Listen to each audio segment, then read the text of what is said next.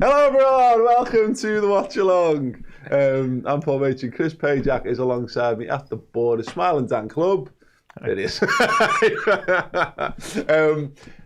you everyone for joining us. Liverpool play a game of football. It is 11 minutes past 11 here in the UK, which even I'm prepared to admit is too early for us to be watching football. But also great. Well, because it's not an 8:15 kickoff, and we've had too many of them recently. Yeah. Moreover, come rain or shine, it'll all be done by the afternoon, and you can get on with your weekends, which is also the main benefit of Friday night football. But anyway, here we are, Brighton and Hove Albion. We were just having a little look because I have to admit I'm a little naive to how Brighton's season has gone. Brighton have played 30 games this season in the league. They've won 10, drawn 10, and lost 10. Which is stunning. Gets them to the magic total of 40 points, which of course is safety, plus 3 goal difference. And, in trying to analyse where their season's gone so far, Dan, bearing in mind that Everton in 8th are 3 points ahead of them, Brighton obviously in 12th at the moment, and then, Crystal Palace in 14th are a point behind and 39. They are always seemingly one game away from being bang on par for Brighton, or a defeat away from being, it's been a bit of a disappointing season for them. Yeah, and that's kind of been how it's played out as it's gone along as well in many senses. By the way, you missed a golden opportunity for Brighton early joke a minute ago, which you probably should have taken, to be honest, but we'll move on from that. It kind of comments got there. The comments got there straight away. Oh, right, nice, okay. Brighton early. Yeah, it's good stuff. Yeah, cool. No, but it has kind of borne out that way as well. There's been a little bit of... a bit of uncertainty around Fabian Hürzeler in terms of his job. He's very outspoken, doesn't pull any punches when it comes to his press conference and stuff like that. And he hasn't really won over the Brighton fans who have very high expectations because they punched above their weight in recent times. And it feels like they've gone through sort of peaks and troughs as the season's gone on as well. They've had quite positive winning spells, and then they've had a time, I think it was just in the build to Christmas, whereby they couldn't really buy a win, and then they turned the form around again. And actually the catalyst for one of their more recent upturns was us beating them in the Cup. So it's been an indifferent season, one that's asked more questions than answers, I think it's fair to say. But again, I think if you are a realistic Brighton fan, sat 12th in the Premier League, I believe they are now, you'd probably take that. It's because they've been flirting with Europe and they expect to kick on, but it's hard to do that when you're such a selling club and your model is what it is. So, difficult to assess where Brighton are in terms of what they want and what they believe is capable of. But overall, 12th, Premier League safety, it's not bad. It's about where you'd expect them to be, I reckon. Absolutely. Before we crack on, I just want to point your attention towards our wonderful partners at oosh.co.uk. If you click the link in the description, it'll take you through to their website. There's a range of competitions running right now. We can grab yourself a car. Look at that, an Audi. And there's a Mercedes of some description. There's also a bunch of other bits and pieces where you can win cash, or you can win a Samsung or a £1,000 cash alternative for Centre Parks gift card. There's a whole heap of competitions there. Head yourself over to the site, have a little mooch around and see what you could be in for. They do Liverpool giveaways throughout the season as well, so obviously keep your eyes peeled onto the website when more of them crop up. Thank you so much. They gave a Range Rover, I think, last week away. I think the tickets were 9p. It was ridiculous. About arbitrary number. And I just want to clarify this, because I was also raised with the sense, as many were, of if something looks too good to be true, it probably is. This is not that. This is genuinely legitimate. We've sat in cars that they've given away before. They've had them here. They are a fantastic company run by fantastic, fabulous, energetic human beings as well. All Reds. Very, very legit. Yeah. Very, very legit and above board. So do head to the oosh.co.uk website through the link in the description. The team is out, and while Dan verifies what it is, Chris, are we looking forward to another up and down game from Liverpool? No, I'm not looking forward to another up and down game. I'm hoping that what we saw against Galatasaray midweek is now what we're going to use for the rest of the season. So, and that for me is the work rate type of thing. The score's the score, and you can't expect to win 4-0 every week, and I'm not asking to, although I would like it, of course. What I want is the players to apply themselves in the same manner each and every game week between now and the end of the season, because if we do apply ourselves like we did against Galatasaray, will be too much for all the teams that we come up against for the most part. And, if we get a couple of big games, Paris Saint-Germain, etc., it could be a bit more of a coin flip. But if we work harder than the opposition, we put ourselves in the best position to get wins, and that's all I want from now until the end of the season. Playing a football team that's not going to put 11 men behind the ball would be very nice, and Brighton have been very, very kind in playing that way this season against us so far, Dan. Let's see the team. So the lineup, we were actually banging the money. I haven't changed a single face behind me, which is a rarity, so let's roll with that. Georgie Mamdashvili comes in goal. Obviously, we know now Alisson Becker will be out for a while. He confirmed on Instagram about half an hour ago. We've got a back four of Jamie Frimpong, Ibu Konate, Virgil van Dijk and Milos Kerkez. We've gone with a midfield four-ish, but we'll talk about it in more detail in due course. Of Ryan Gravenberch and Lex McAllister's double pivot. Florian Wirtz over on the left, Dom Szoboszlai over on the right, and a front two of Cody Gakpo and Hugo Ekitike, who scored in like 40 seconds against Brighton earlier on this season. So more of that today would be nice. Bench of Freddie Woodman, Calvin Ramsey, Andy Robertson, Joe Gomez, Trey Neone, Curtis Jones, Kieran Morrison, fresh from his Northern Ireland call-up. Congratulations, Kieran, and Virunga Moa and Federico Chiesa. Yeah, obviously no Mohamed Salah, as we know, picked up an injury in midweek when he was subbed off. Hopefully he'll be back after the international break, which would be very nice indeed. And obviously a bit of a concern around Alisson, but another opportunity for Georgie to come in, as Dan already mentioned. There's we could easily put this out as a 4-3-3, Chris, but I say, following on from the logic of midweek, it wouldn't be against the realms of possibility to see it like Dan's got it lined up now. Yeah, absolutely. I think for me, it's about the two players behind the forwards. It's about what Florian Wirtz and Dominic Szoboszlai do. If they both sort of gravitate inwards and stuff like that, then we can get ourselves into a really good position. And especially if Wirtz moves inside, Gakpo moves outside, etc., etc. You get coverage all across the field. But it's Wirtz and Szoboszlai. They're the ones who are going to make this team tick. They're going to press from the front, hopefully, as well, like they did midweek, with the two forwards. But ultimately, it's what those two do on the ball. You get your two best players, as I see it, on the ball in the central areas, and you work off of that. Yeah, absolutely. And it was fascinating to see, Dan, in terms of the performance from Szoboszlai and Wirtz. Mm-hmm. It was so hard at times to pin down where they were playing, because you go, I had people say, it's a bit stupid, this playing Wirtz off the left-hand side, and then he was on the right-hand side, and then he was through the middle, and then he was whatever, and Szoboszlai was another one covering all kinds of sort of distances to make it work. And some of this is just to provide the platform for Wirtz, because obviously it's quite we see it as 4-4-2 or 4-2-2-2, but the existence of Florian Wirtz, and that makes it lopsided, so someone's got to pick up the slack. And I actually thought Szoboszlai, but also actually McAllister and Gravenberch did a good job of that as well. No, completely agree with that. And I think it is centred around getting the most out of Florian Wirtz. And why wouldn't you ultimately? We know that there's lots and lots of quality footballers in this side. Dominic Szoboszlai has been the standout performer all season. But yet still, whenever you get the opportunity, you want to build everything and funnel everything, or at least as much as possible, through Florian Wirtz, and allowing him the freedom with which to go and find spaces and go and get involved and make triangles with different players makes a whole host of sense. And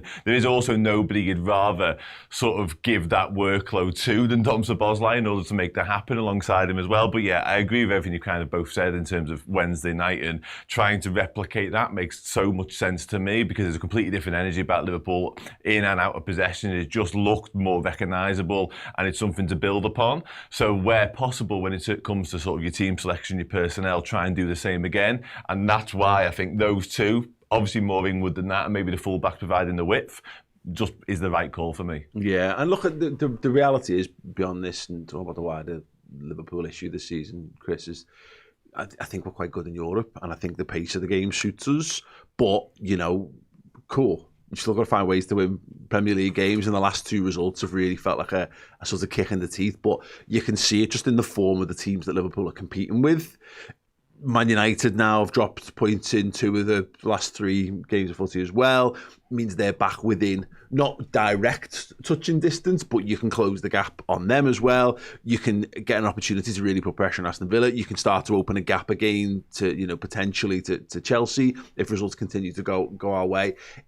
We are fifth looks like it's going to be a Champions League place. It's very, very unlikely that it won't be at this point. I think English teams need one more draw to basically make that a steadfast thing. So cool, we're in there, but we really would. I think I'd feel confident. I'm sure you would too, if we could not just be on the doorstep, if we could be well in, tucked up in our pajamas, shutting the door behind us. Yes. Moreover, that's the way of it, isn't it? And obviously Aston Villa looking probably, I think, for everyone's view now, looking most likely to sort of drop out with the form that they've been in the last few weeks in the Premier League.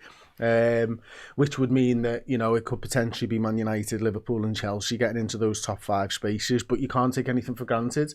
You know, you want to go into next season in the best form that you possibly can. You want to go into next season, I think, using the game against Galatasaray and using hopefully this game to move forwards, that this is the floor now for Liverpool Football Club. This is what we've got to do week in, week out. We've got to go out there, we've got to work hard, we've got to craft opportunities, we've got to score those opportunities, we've got to run, we've got to, you know, fight for every single point. And that, you know, hopefully you get a good end to the season. Maybe something special happens that we can't see coming right now, and you use that next season to reinvest into the squad, because that's important as well. We know the needs of this squad, but also I think to get and fully fill those needs, you need Champions League football. And you need the money that Champions League football provides as well. So each and every one of them will be wanting to fight for Champions League football. So let's utilise that between now and the end of the season. Go out there, put good performances in, and go into next season starting stronger than we started this season. Actually, not technically started this season, but you get the point. We started this season magnificently. Yeah, I was like a house on fire on wheels, like careening through the streets. Chad, and look, I'm all for all the big Liverpool need to work hard and Liverpool to do this, all the stuff that we should say about every game, Dan.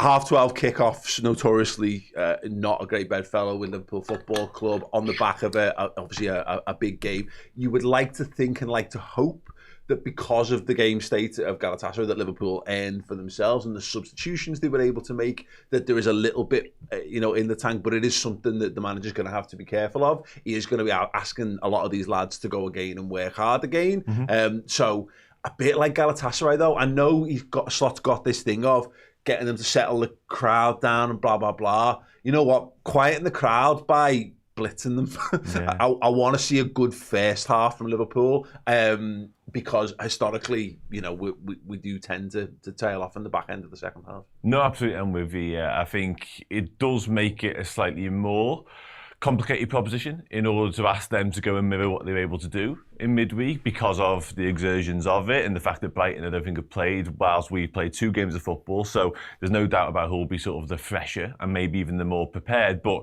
I think it's just a case of building off that momentum and building off that performance and sort of rolling straight into it and asking them to go again. And obviously we know there's not necessarily a break on the horizon after today, but from a Liverpool perspective, there's a couple of weeks off at least. So yeah, I'd be asking them to go and do exactly the same thing, come out with loads of spirit, loads of aggression, loads of energy, look to blow them out of the water, get the game out of sight, and then you've got your bench, because there will be limitations in terms of starting 11, because a few of them have had to go deep into games. Obviously, Dom Szoboszlai, we know his energy and his stamina in particular is a big feature of his game, but in an ideal world, you will be making 3 or 4 changes at sort of the 60-minute mark. You need to get the game state in your favour in order to do that. We don't want to get into a position where we've been recently, where we've turned it into a basketball game and we're having to chase it and we're conceding late goals. That's been of our own making more often than not. You've got the tools to go out there and beat this Brighton side and beat them relatively straightforwardly. Get it done inside the hour, use your bench, jobs are good. Absolutely. I want to talk about what Liverpool's bench options are in a sec, but there was a comment here from Draper Sun Spaceman. Wow. I bet you £1 million we play faster and more attacking without Salah. And this will lead into the bench conversation, Chris. But look, Mohamed Salah came out of the team before going to AFCON. He's come back in, and I think he's toiled a lot, but also his numbers have been pretty good actually since coming back from AFCON in terms of his goals and assists in all comps, more than the Premier League. But it is an opportunity. If you've got Gakpo and Ekitike up there, you've got pace, you've got power, you've got height. It will be, I do think playing slightly more centrally suits Cody Gakpo more as well. It gets him out of the fullbacks way a bit more. So yeah, and again, I'm Szoboszlai playing more right-hand side. There are opportunities here to prove Draper, Sun, Spaceman correct. But we also do have to factored in the fact that Salah does have a tendency to stick the ball in the back of the net or pass it to people to do the same. So that's something we're going to have to counterbalance. Yeah, absolutely. I think one thing, was it the Tottenham game that he didn't start? Salah? Is that right? We played a game, I think it was last week, sometime. One of the games we played last week. I'm pretty certain it was Tottenham. I'll just take a quick look at that because... Just wait 10 seconds. I'm sure the chat will be able to tell you. Yeah. Yeah, Frimpong played on the right wing and Szoboszlai played at right back against Tottenham. And we started the game, and I actually thought from an off-the-ball standpoint, we did it pretty well. We went into that sort of 4-4-2 block that we've tended to. But because we had Gakpo and Rio on the left-hand side, with Gakpo up top, Wirtz joined Cody Gakpo and pressed from the front with him. And Frimpong and Rio, McAllister and Gravenberch were the four in midfield. And I thought we did a really good job, actually, in the first half of putting Tottenham under pressure. I know the result wasn't good and there was loads of things that were wrong with that performance. Yeah. This is one aspect of it that I was quite okay with. And I remember speaking to Josh, texting him actually during and after the game saying, I'd like to talk about this on the deep dive. And his first response was, there's no point though, because it'll change when Salah's in it. I was like, yeah, that's the point. But so for today, I think that's what we'll go back to do. And obviously, we're probably going to be more in that formation anyway. I think it does lend itself to a higher press without Mo. It's just one of the things that unfortunately Mo isn't able to do for 90 minutes. So for me, off the ball, I think Liverpool should be quite good today. And, then it's about where's the pace coming from in this side? Because Szoboszlai's got pace, but not in the same way as like a tricky winger style pace stretching the play. He's one of those where he gets going a bit like Gerrard used to. Yeah. Over 25, power 30, 40 yards. Unbelievable. So how are we going to utilise Frimpong and Kerkez? Because, when you look at Szoboszlai and Wirtz and Gakpo, they're probably not the fastest players that we've got, but Frimpong behind is. So how are we going to utilise him? Are we going to use him in the attack? Is Kerkez going to be used in the attack?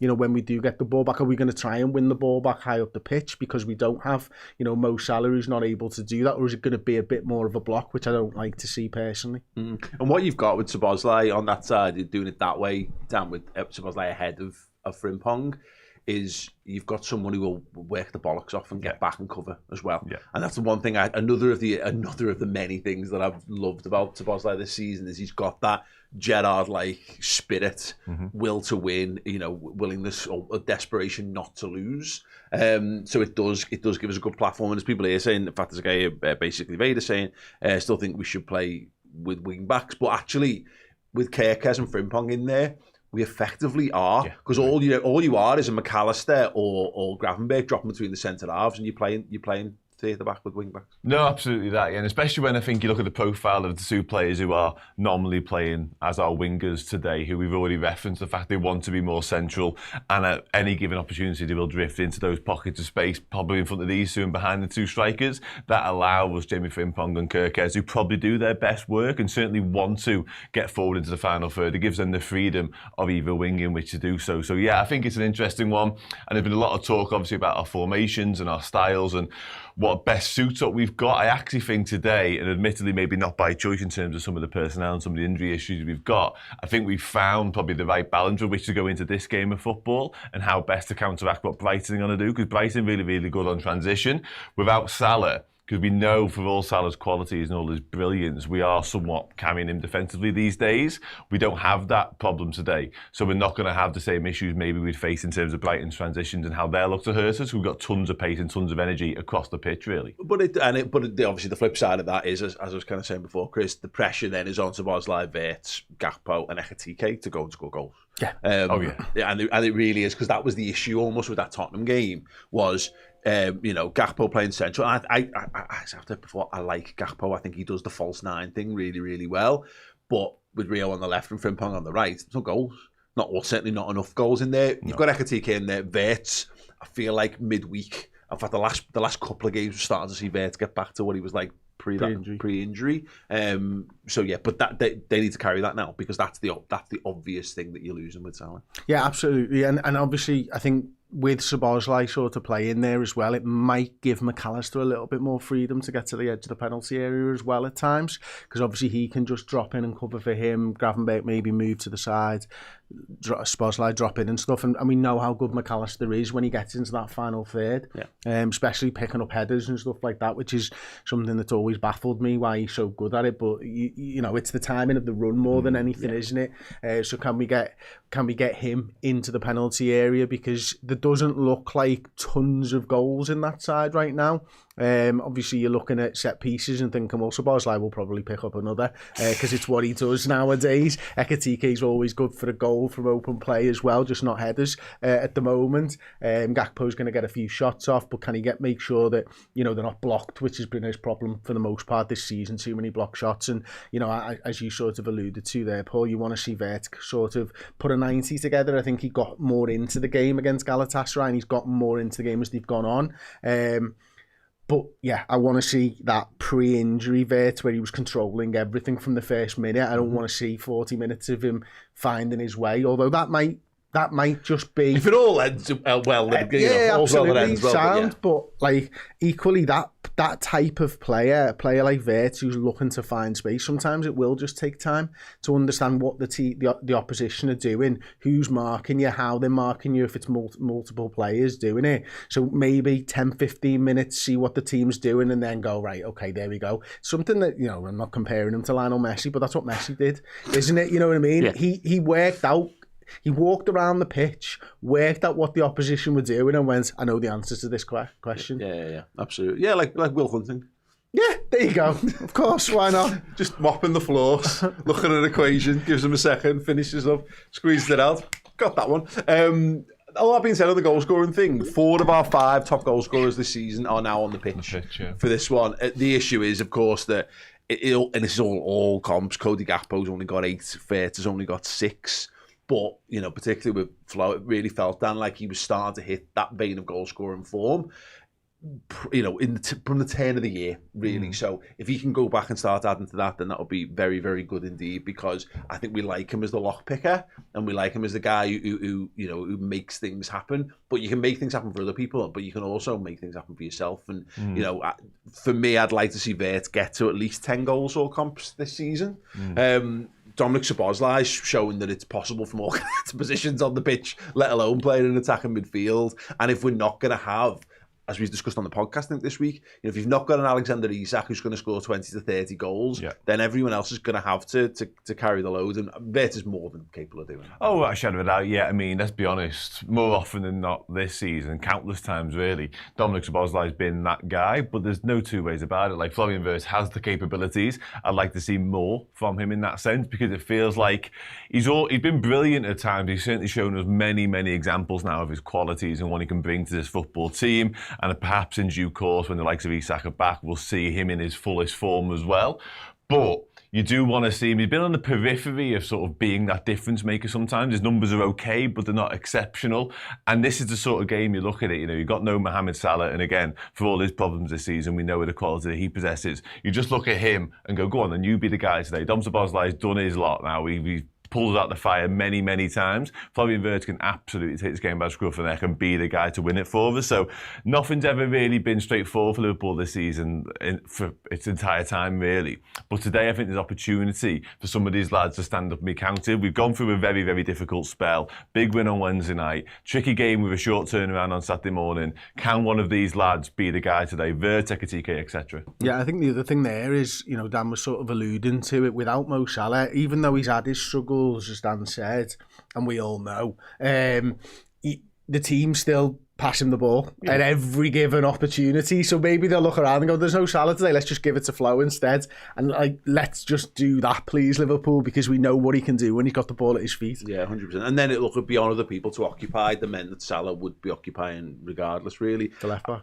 Well, yeah, and the centre half that they keep throwing over there as well. Everyone's doubled up on him for weeks. Salah tore apart. Salah absolutely. One of his better games was against Brighton this season, actually. That Kadioglu had a nightmare. Couldn't live with Mo Salah, so it was a massive shame that he's not available for this one. But it will be interesting to see just how that side heavy we go this time. Obviously, you're going to get Frimpong involved, so Szoboszlai, maybe even Ekitike might drift over there as well. And we got a lot of joy down Salah's side, essentially, in this game earlier. Will we look to replicate that in spite of Mo Salah's absence? Yeah, and just to kind of go back to the numbers as well, because obviously that was old comps I was talking about before. Ekitike is our top goal scorer in the Premier League with 11. Then behind him, Cody Gakpo's got 6. Szoboszlai 5, Salah 5, Gravenberch 4.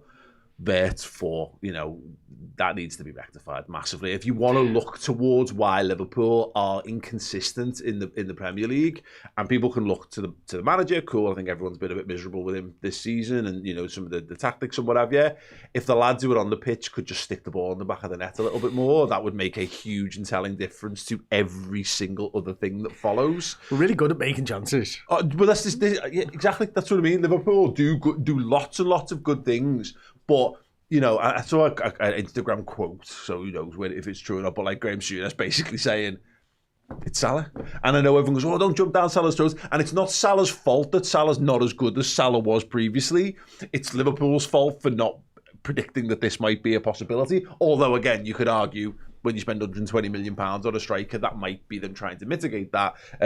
But yeah, Liverpool are just nowhere near as clinical in front of goal as they need to be, and it'd be nice if they could rectify that today. Just looking at the bench options, Dan, because one of the things that Salah being injured does is, of course, it removes him completely from the equations. I know, fucking obvious thing to say. But when you then look at the bench, and what I've been encouraged by in the last couple of games is you look to the bench and go, there's 4 or 5 lads who you can trust to bring into a top-level football match and influence it. What do you think that looks like today? Yeah, it's an interesting one, but I think you're right in terms of there are at least senior options there. There was a bench I looked at recently, and I can't remember which game it was now, and I just wasn't at all enamoured with what we had at our disposal. It felt like we really were reliant upon the starting 11 to get the job done for us, but that's not the case today. A straight swap, Andy Robertson for Middleskirk, is something we've seen regularly. You'd imagine we'd see that again. Joe Gomez, I'm not entirely sure how ready to play any part in this game he is, because we know in midweek he told Arne Slot ahead of the game, literally minutes ahead of kickoff, he probably wasn't available despite being on the bench, so I'm not entirely sure of his readiness. We've seen Trainioni come on a lot more, but I think that's very, very game state dependent. Miriam Gamoa is fair game now for me. He's ready for Premier League action, so I think we'll definitely see a large chunk of Rio. Curtis, likewise, of course. Curtis Jones. We spoke a lot, actually, on the build-up show yesterday about Curtis and maybe seeing him from the start instead of Alexis McAllister. Arne Slot's been really, really reluctant to do that of late, but he is absolutely probably one of our 60-minute subs, all being well. And, of course, the lesser-spotted Federico Chiesa, who's been called back up to the Italy side, but is unlikely to play any part today, I would say. Good on him. Yeah, I mean, as Dan sort of points out, there's 5 senior footballers there, Chris. But when you consider that Gomez and Robertson are 2 amongst them, like I would imagine Gomez is like a safety substitution, maybe later on. But there's probably you're probably more likely to see us do something else at right back, I would guess, unless this game is like, we need to lock this down with 10 minutes to go. You might see a Federico Chiesa come on and Szoboszlai drop back or something like that. Yeah. Rio do exactly the same. That's probably more likely, I suppose. I think Dan was right. The first one is Robertson for Kerkez at some point during the game. I think we see Rio and Gamoa at some point during the game. And I'd like to see us being 4-0 up and Ramsey get a little run at right back. That's the other way of doing it if you're 4-0 up, isn't it? You know what I mean? So, what you don't want to be in this game with the subs bench that we got is chasing it. Yes. Because there isn't many options to chase a game. And it goes back to my point earlier. That's why you've got to try your best to really throw yourself at this game early doors. Because we had this a couple of weeks ago. Was it Wolves? Where you just knew the best we had was on the pitch, and there is a little bit of that. And I say, look, I think Curtis Jones is as good as anything. If you're rotating midfield options, I think that's absolutely fine. And Gamoa can add some real spark and spice to what we're doing.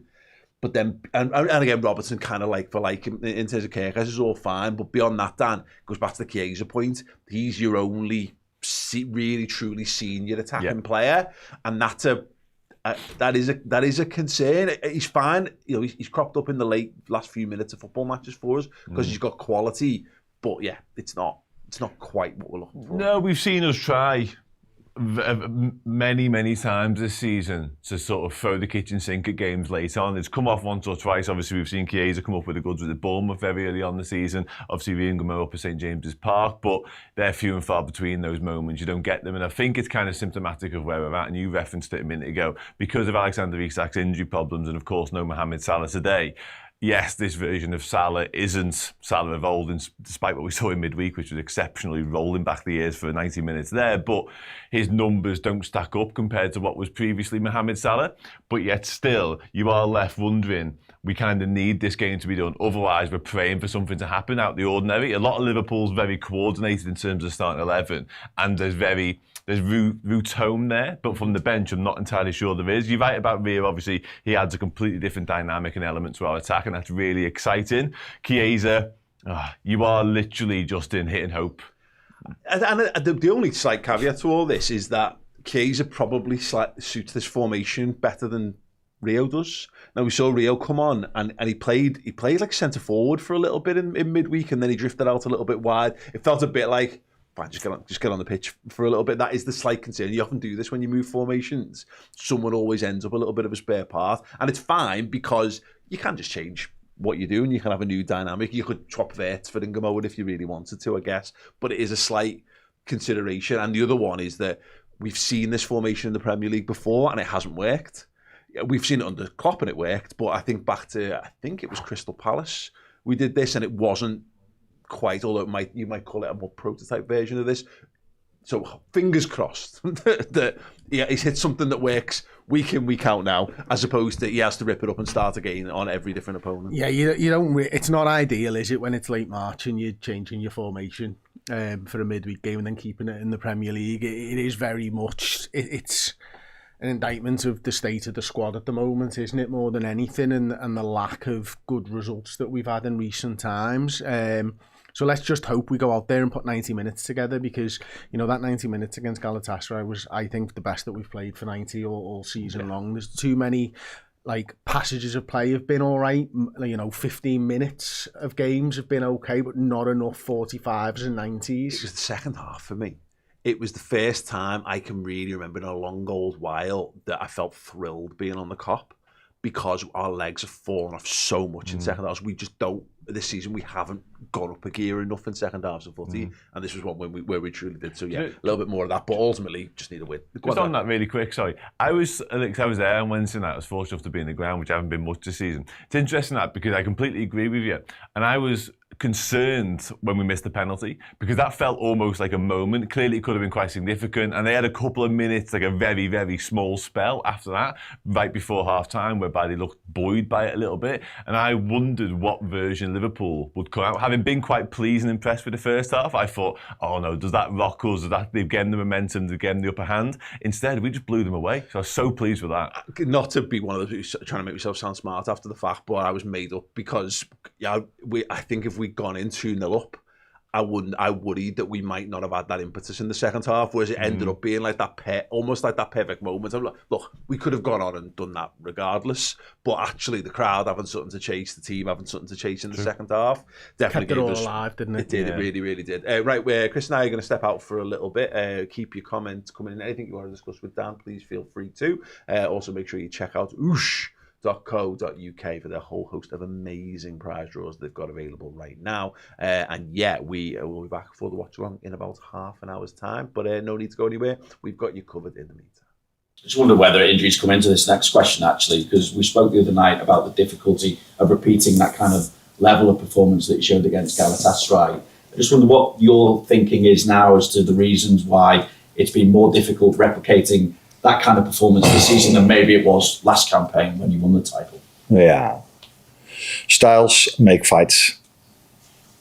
And that's actually maybe everything I should say about it. But if I have to explain this means that we faced a team with Galatasaray that maybe wanted to try to kill a certain momentum, but they wanted to press, they wanted to bring the ball out from the back, they had a certain style, they wanted to fight with us. And I've said it 150 times, and I will keep on saying it for the rest of my life. It will never be about us if a game is not entertaining. It will never be about us. All the times we faced a team that wanted to fight with us, we gave them the fight and we gave the fans a great game. But if we have to fight against a team that doesn't want to fight and only want to hold their hands in front of their face, it's really difficult to give punches. So it's more difficult and it's less open and less attractive. That's all I can say. We faced the team Galatasaray that's used to be the better team of the two because they are the champion of Turkey. They want to play, like I said, and that you cannot compare that at all with most of the teams that we faced this season. As you're looking then to build momentum again, what style do you feel you're facing this weekend? A very attractive and interesting style, which makes it then again complicated as well because we only have 62 hours of rest in between, where we put in an enormous shift Wednesday.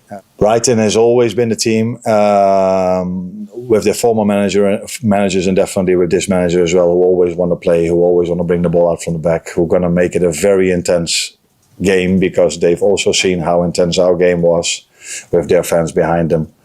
So we've played them already twice this season, I think. And both games were fascinating, interesting, high tempo, high pace, because we faced a team that wanted to play with us.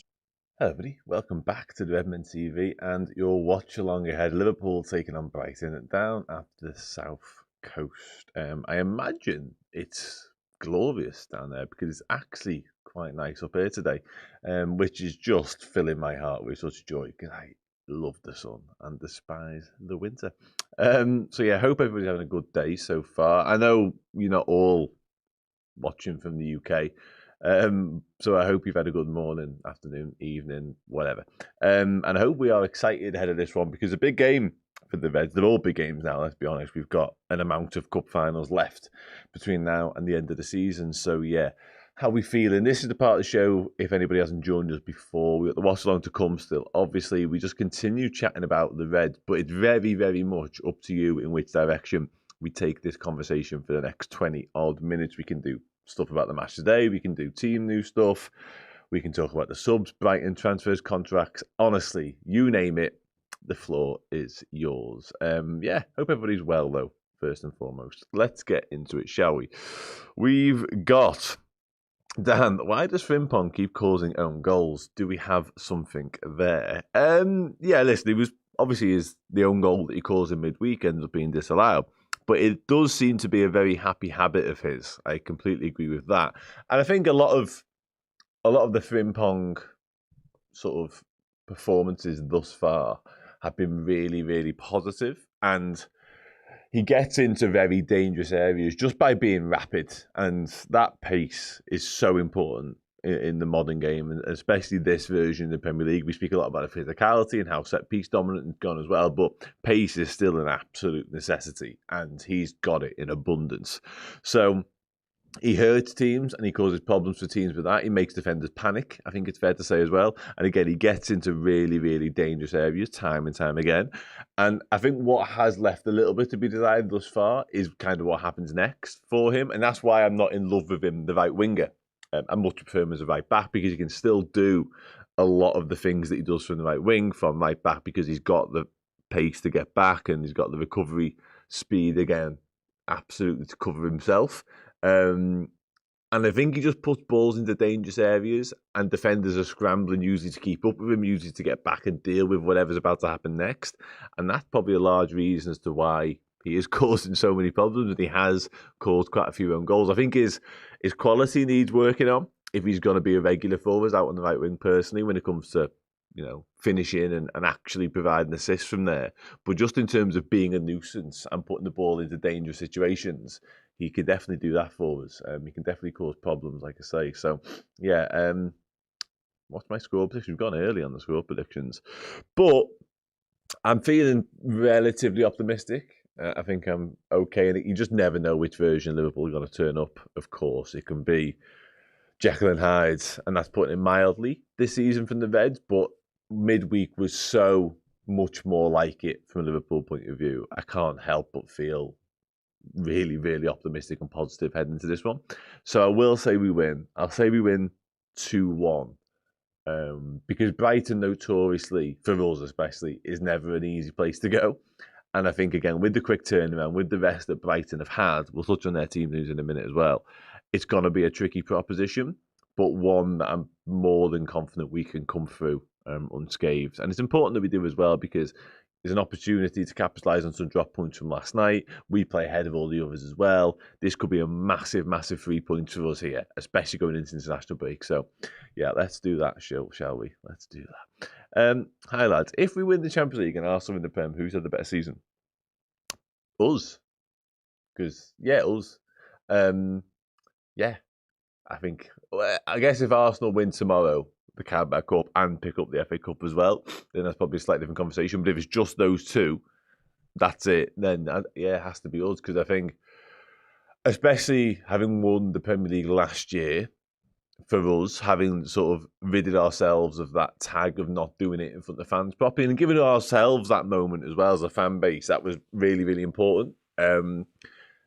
And with Arsenal having never won the Champions League, yeah, it'll be 100% us in the ascendancy when it comes to who the campaign reflects better on, which is mad to say, given where we've been at and the ebbs that we've both been at, because Arsenal have been round the crest of the wave pretty much all season long. Yes, they've been getting abused for the style of play and all that sort of stuff, but ultimately they have been spoken about as potentially, quadruple winners.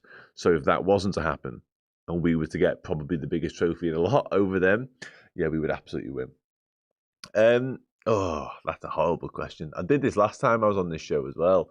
Brought up a question that I couldn't row back from, and I've managed to do it again. I think he probably does. I think he probably does get it, and I think he understands. I know what you're talking about. I think he probably does as well. I'm just not sure he can't not be himself, and I don't sort of criticize him for that. I quite like the fact that he is just unapologetically him. I don't want him to be somebody he's not. That was one of my biggest concerns with whoever came in post Klopp. Somebody just trying to be him again. We're going to see right through that. So I don't really put any blame at his door just for being who he is. But I'm not sure he can give us everything we need, to be honest. And ultimately, I saw the deep dive this week with Josh talk about the product on the pitch is the most important thing. And it is. We saw that in midweek. The fact that you produce performances like that, it doesn't really matter who you are as a person in the dugout 100%. But I've always said, if it starts going wrong, then we need more from our manager. Historically, that's always been the case at Liverpool, and we weren't getting it. If you're going to succeed, you need to kind of be all-encompassing. You need to be absolutely bought into everything it means to represent the football club, and I'm not quite sure he is that. Therefore, the on-the-pitch stuff has to remain good, has to remain entertaining, has to remain successful. Otherwise, questions will be asked quicker than they would be of other managers, if that makes sense.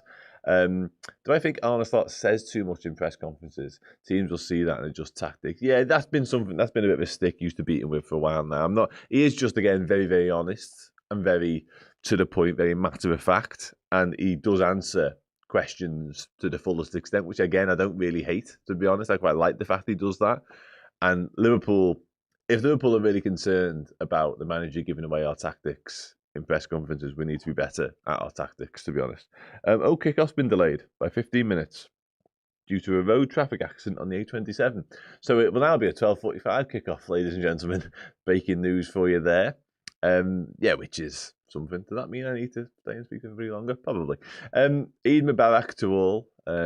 Nice and easy win today, please. I have eaten way too much biryani for anything too stressful. Yeah. I hope you get everything you wish for in terms of that.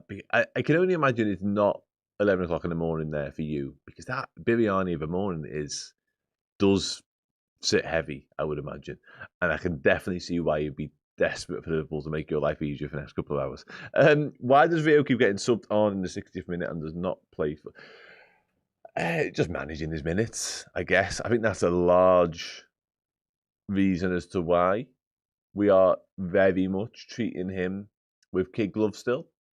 I think we spoke about this a lot on this particular show, but the fact there's obviously examples of Liverpool overplaying youngsters in recent years to their detriment. They've picked up injuries as a result of that, and Stefan Pajesi is probably the biggest example. Jadon Dance, who we saw come back momentarily on Monday night as well, is another one too. So, yeah, I'm not against how we've managed Rio Ngamoa. I think now we're probably at a point whereby, and for me, it's more of a case of I'm all right with him getting half an hour's. It was the 5-10 minutes at the end of the games that I felt like was just worthless somewhat. And yeah, he made an impact, certainly in Newcastle, but we weren't given enough opportunity with which to do so. But now he's more than ready for half an hour, in my opinion. And I think the physicality and the injury management and the fitness and development of it is a large reason to why. But also, I think there's still things he needs to learn and develop in his game, which he'll do naturally by just being around the first team, as he is week in, week out, day in, day out as well. But yeah, I think we are now at a point with Rio where half an hour's just treat him like one of your senior footballers. We've seen him start last weekend, of course. He is ready to start games, not all the games, and he's definitely ready to feature in every single game, I would say. Why does Chiesa only get subbed on with 11 seconds to go? How is he meant to make an impact? Honestly, it's a completely different situation to the Rio one. I don't think Arne Slot fully trusts nor backs Chiesa any prolonged length of time on the pitch. And I don't think, well, the evidence of this season suggests that, but this dates back to last season as well. And I think some of it in the early stage of his Liverpool time was fitness and injury related. But now, I think we've seen enough football to know that Liverpool and Arne Slot just don't fancy Federico Chiesa, and it's probably best that he leaves in the summer, to be honest, for his own sake. I mentioned it earlier on, I'm made up to see him back in the Italy squad, especially with the World Cup on the horizon. Whether Italy get there or not is a different story. But yeah, I think that it's best for all that Chiesa just leaves in the summer and goes and finds proper football somewhere else. He came off in midweek, Mohamed Salah. Somebody else asked about Alisson, injured in training yesterday, and apparently it's quite a significant one. It looks like Alisson might be out for a while, unfortunately. He took to Instagram himself this morning and said as much. But yeah, I think we might be, without Mohamed Salah for a couple of weeks, probably not long after international break, and Alisson Becker maybe for longer than that. Hopefully back again this season. I did see, however, we're looking like we're going to get Alexander Isak back for one of the PSG games, which is literally 3 or 4 weeks away now. So a bit of positive news with a bit of negative thrown in as well. Rio should be starting. Yeah, possibly. I think Rio Ngamoa is an exceptional talent, and I think we are now at a point in the season where you can have genuine conversations. I think a lot of people were calling for it earlier on the season, likewise with Federico Chiesa as well. I think we've seen enough from Ngamoa in particular to suggest that he is ready in terms of who he is as a footballer to start more games. I think now it's probably more weighted towards managing his minutes and managing his workload than it is his readiness to start games for Liverpool. Is how I would look at it. Yeah, it was really good. It's always really good to deep dive. There's been an accident on the roads down near Brighton, so that's why we are dealing with a 15-minute kickoff delay. So factor that into your next half an hour schedule, everybody. You've got a little bit longer in order to get yourself prepared for the match. I know you're a big fan of Wharton, but what other English player would you sign for next season? Sorry, I've just spotted that as well. That's a mad question. I think Titi Kamara is still just... I feel like he started like a football academy. But yeah, what a strange question. Legend, though. Remember the game? One of my fondest Titi Kamara stories, recollections, memories, whatever, was we had loads of injuries up front. And unfortunately, his dad had died like the morning of the game. I think we were playing West Ham. And because of all the problems that we had, he said, "Oh no, I'll play. Like, don't worry about it. I'll still play," in spite of the tragic loss of his father and the emotions he must have been going through. Just doesn't bear thinking about. And he scored in that game, and I think we went on to win. So yeah, just a mark of the man. Don't know how we got to Titi Kamara. It was a mad change of direction that was. What other English player would I sign for next season? Oh, I don't know. I saw the Michael Olise rumours. Not that he's English, of course. I saw those rumours went up a notch or two yesterday, which is interesting. Would I be desperate to bring more English players? Are you saying because we need some for the quotas? And that may well be dependent on Curtis Jones, perhaps, Joe Gomez as well. What does the future hold for Harvey Elliott is an interesting one too on that front, but I don't know. No English players. We need another centre half, but I'm not sure I'll be going shopping around England for one of them necessarily. We need another midfielder, but Adam Wharton's probably that for me. I think I've made that abundantly clear. The other option in there is Elliot Anderson, who I know a lot of people are a fan of as well. But I would be Adam Wharton over Elliot Anderson personally. Up front, there's obviously massive links to Yandy Amande. Again, I mentioned Michael Elise there. Yeah, I'm not sure. I don't know, you tell me what English players would like to Liverpool go and sign. Yeah, I'm not sure actually. Do I prefer Chinese or Indian? Actually, I'm not against Chinese food. You'd be Anderson over, and again, I think that's a perfectly acceptable viewpoint.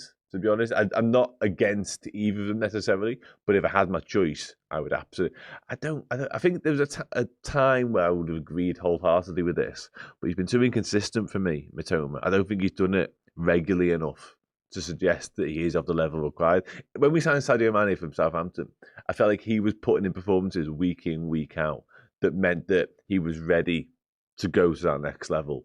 I'm not sure Mitoma's done that. I know he's had injuries. He's literally come back from an injury today to be involved as well. So I get that. But yeah, I'm not quite as convinced. He definitely plays well against us, so I don't want to jinx it too much. But yeah.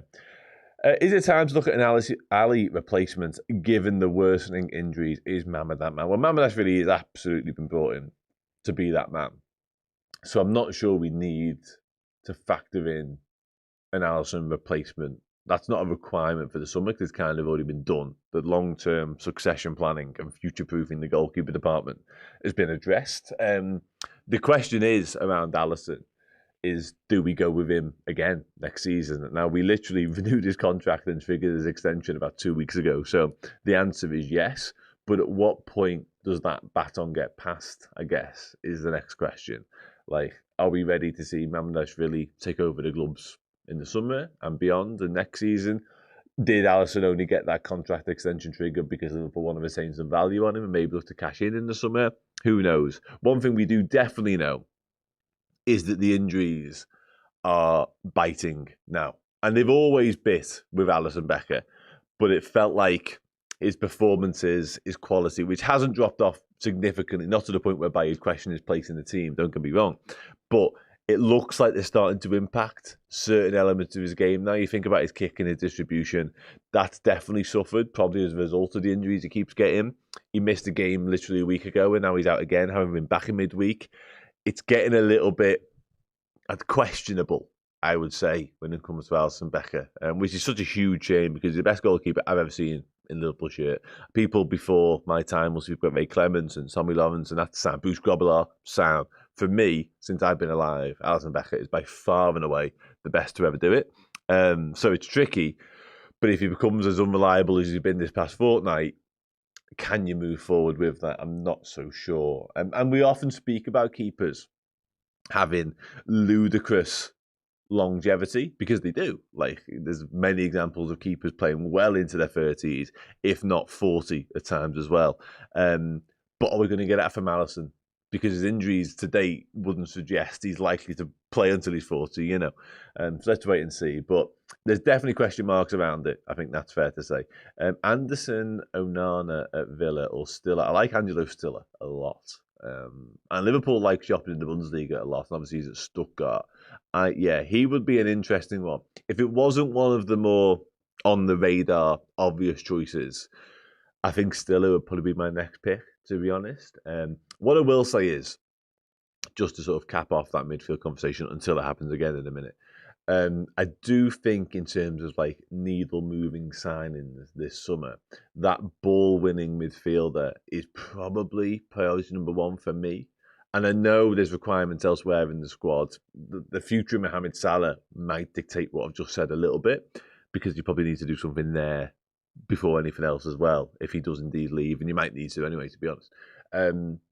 But yeah, in terms of the profile of player, that midfielder, combative, wins the ball back, but can also play is essential. And that's why I kind of go to Adam Wharton as my first port of call. When Isak is fit, do you think him and Nakasike should be... We're back in August again, are we? Listen, I think the ideal solution. And it would have been fascinating to see, because we haven't had a fit Alexander Isak. Even the football he has played for us, he clearly hasn't been at his full fitness. He hasn't been sharp enough to truly reflect and truly show his true colours. And we're probably not going to see that when he comes back. It's going to take a few weeks at least, because he wasn't fit when he got injured. So he's highly unlikely to be fit when he comes back as well, certainly when it comes to match readiness. So it'd be interesting. I would have liked to have seen more of them two playing together, obviously, whether it be in a front two like we're going to see today with Gakpo and Ekitike, or whether it be Ekitike from the left, because I can't help but wonder whether Ekitike was signed to be obviously a deputy to the number 9, Isak, but also do a little bit from the left, because we obviously didn't replace Diaz to, we were told to allow Ryan Gamoa to have a clear pathway and a clear run at being that. Didn't happen for the first half of the season, has happened more recently. But will we see Ekitike from the left? Perhaps. I certainly think it's something we could do in-game, maybe not from the start too often. But yeah, ultimately what you've said there in terms of Isak and Ekitike reversing behind, I think is the dream scenario. Like kind of whatever goes on around that, however we do the rest of the team, sound. But that triangle is... depending on how it works together. We know Ekitike and Vert have got a really good understanding, a really good relationship. So that part of that is fine. We saw very, very few glimpses of Vert and Ekitike. I think he actually assists him for the goal against Spurs when he gets injured. So a moment there, perhaps, a sign of what's to come, maybe. But as a free, how does it work? That's what we need to know. I think, in theory, yes, that is the answer. But in practice... we'll have to wait and see. Liverpool going to play at 11 against 11. Isak will be available for PSG. He will. Isak is a better finisher. Ekitike is a better football. Yeah, it's interesting. And listen, I think there's some merit to that. I think there's some value in what you said there, to be honest. But also, I think we do overlook Alexander Isak, the all-round footballer, a little bit. I don't think we saw anything like the real version of Alexander Isak. Probably 40% of him, I would say. And I think the bits that we did see were kind of what you said there. It was that clinical finishing, not clinical enough, not up to his usual ridiculous standards, but we never saw the full package. We never saw him drifting out wide to the left and beating players and skinning people, and he never really got into full flight at any point because of the question marks around his fitness as well. So I think there's so much more to come. And I think what you've said is probably just about true. But I think the difference, the disparity between the two is not as great as you think either. I think Isak's finishing is quite some way above and beyond Ekitike's, but I think Ekitike being the better all-round footballer, that's a fine old margin, that for me. But again, we didn't see anything like Alexander Isak. I'm casting my mind back to Newcastle, that version of him where he was just a joke, to be honest. Isak is a myth. It kind of is to us. I was literally thinking about this morning because I saw obviously the clips of him training this week, and there's suggestions that he's going to be back available for the PSG tie. And I was thinking, like, you almost forget that we own him a little bit. And I've seen him score goals for us with my own two eyes, so I shouldn't. But because it was such a weird, long drawn out transfer saga, and because when he came in, he never really got going, and then he gets injured, it's like it does feel like a figment of your imagination a little bit. So I do get that. Whether you mean it, harshly or not, I do understand where you're coming from. Salah is a great player. He's just getting old. I don't know what you're referring to there, so I'll move on. I believe in all kinds. Father Christmas, magic, Liverpool win the Champions League, you name it. Do I think we will sign a 6 in the summer or stick with Grav? I think we'll sign a 6 in the summer. And I've said that in 2025, 2024, 2023, 2022, 2021, and probably 2020 as well. I think it's essential. And I think, again, when you look at the way the Premier League's gone this season, I think our squad is crying out for a 6, an out-and-out 6. Gravenberch was exceptional last season, and he's been okay this season.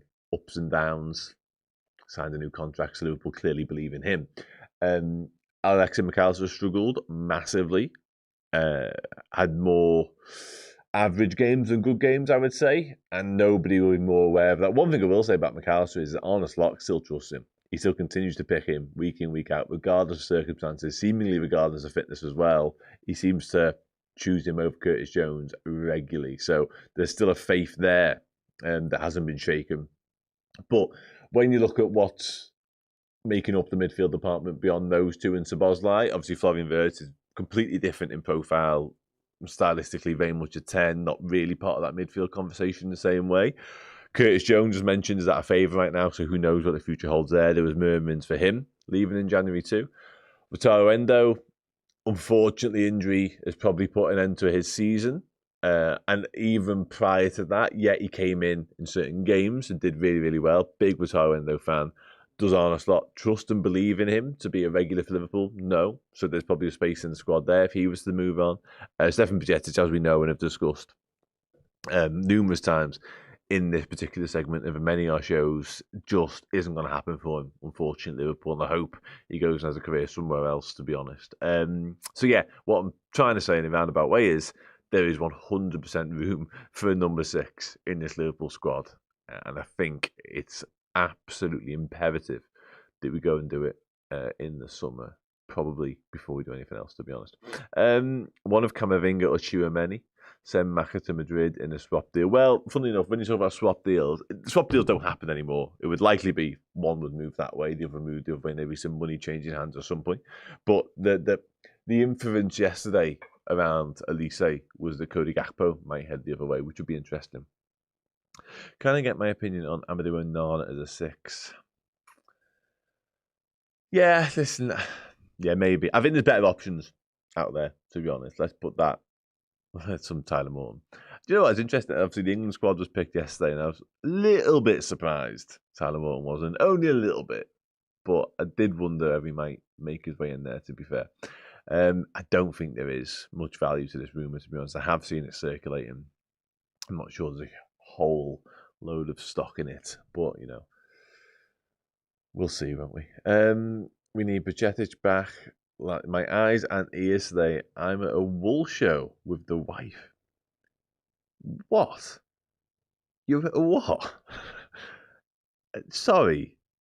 Explain that to. Come back and explain that to me, because I don't. You're at a what? Do we need another 2? Yeah, probably. Somebody I believe will probably see him first hand today. Actually, just on the Brighton squad, Brighton side today. Well, it's on me. I don't think Belieber's starting, though. He's not. So it's Bart Verbruggen in goal, Lewis Dunk, Van Hecke, Minter, problem, Josh Hinterwood, Danny Welbeck, James Milner. Some man for one man. Kadioglu, Gomez, Matt Vifa, Pascal Gross, and they put the manager in their team lineup graphic as well, because why wouldn't you? On the bench, Jason Steele, who was called up to England squad, which is bizarre. Jorginho Rutter, the aforementioned Carlos Belieber, Kostulas, Boskagli, Mitoma, back in the squad as well, who spoke about Ayavi, De Kuyper, and Joel Veltman. So yeah, Brighton, they've gone with the experienced option, James Milner, and indeed Lewis Dunk, and indeed Danny Welbeck. So even Pascal Gross, to a certain extent, it's a side packed with players who are used to this type of game of football and have played Liverpool on numerous occasions. So interesting lineup from them. And they've been using Matt Vifa as a right back, hasn't they? An auxiliary right back of late, which, we're very accustomed to putting out with position players over there. So, yeah. Do I think Liverpool should sign Donnarumma in the next transfer window? No. I mean, he's a great keeper, but no. Mamdashvili is going to be Liverpool's next goalkeeper. I think we all need to make peace for that. I'm not entirely sure why there's any doubt around that. Liverpool have signed Georgi Mamdashvili to be Liverpool's number 1 at some point. Whether that comes next season or the season after, it will happen. The only doubt is around when, to be honest. Would I extend Robertson's contract? Yeah, I would. I've been quite outspoken about this for a while now. I would. I think what he brings to... I think the place to start with this, and I don't want to disrespect his footballing ability, because we've seen literally in recent weeks that he still has a lot to offer on the pitch. But for me, the place to start is what he is as a person. I said a minute ago about Brighton's team being full of experience, being full of leaders, actually in many senses. With a squad that I think has lacked leadership at times this campaign. That's not to be dismissive of Virgil van Dijk, the captain, whatsoever, nor indeed the others who stepped up to the fore in a big way, i.e. Dominic Szoboszlai. I think having people like Andy Robertson around can be invaluable. I really, really do. For the other squad members, for Milos Kerkez himself has spoken about that. And I just wonder what the alternative is, because the alternative is going out probably and buying, there's two ways of looking at it. Going out and buying a 19-year-old, real deputy, real young, real wet behind the ears left back who can just play a little bit of football, give Milos Kerkez a rest. But you're probably going to have the same teething issues that we had with Milos Kerkez, if not more so. Because Kerkez came in and still struggled with the step up from Bournemouth to Liverpool, in spite of having a decent chunk of Premier League football behind him. So I'm not sure we're doing it for the betterment of the squad if we let Robertson leave and bring somebody else in. The other option is Kostas Tsimikas comes back and replaces Andy Robertson in the squad, and he's suddenly Milos Kerkez's deputy. On the pitch, probably is quite close to being like for like. Off the pitch, night and day for me, in terms of the leadership, in terms of the personality, in terms of, giving the rest of the team what's required Monday to Friday and just being that character in the squad. I don't think Tsimikas can replicate Andy Robertson. That's not to suggest he's a bad person by any stretch of imagination, but just not the same, are they? So, and again, the third option is that one of the young left backs, Owen Beck, Callum Scanlon, and Luke Chambers, comes back and is suddenly ready to be deputy for Milos Kerkez and give him a rest when needed as well. But nothing they've done to date suggests that they're ready for that role. And what I mean by that is none of them have held down a prolonged spell, whether it be for injury, form, fit, whatever, in any of their loans. Owen Beck did, to be fair, at Dundee a little bit, but he had a difficult season this year in terms of injury. Callum Scanlon's had an injury-plagued season again. He's got a decent loan move at Cardiff right now that's going well. Luke Chambers injured at the start of the season, but now at Charlton doing okay. So there's glimmers, there's signs that maybe one of them could do it. But again, there's not a huge sample size to suggest that they're absolutely the next in line. Make them Milos Kerkez number 2. So yeah, tricky. All I know is on Alisson Becker, it's a significant injury, and he's likely to be out for a while. The length of time, the duration, we're not entirely sure of yet.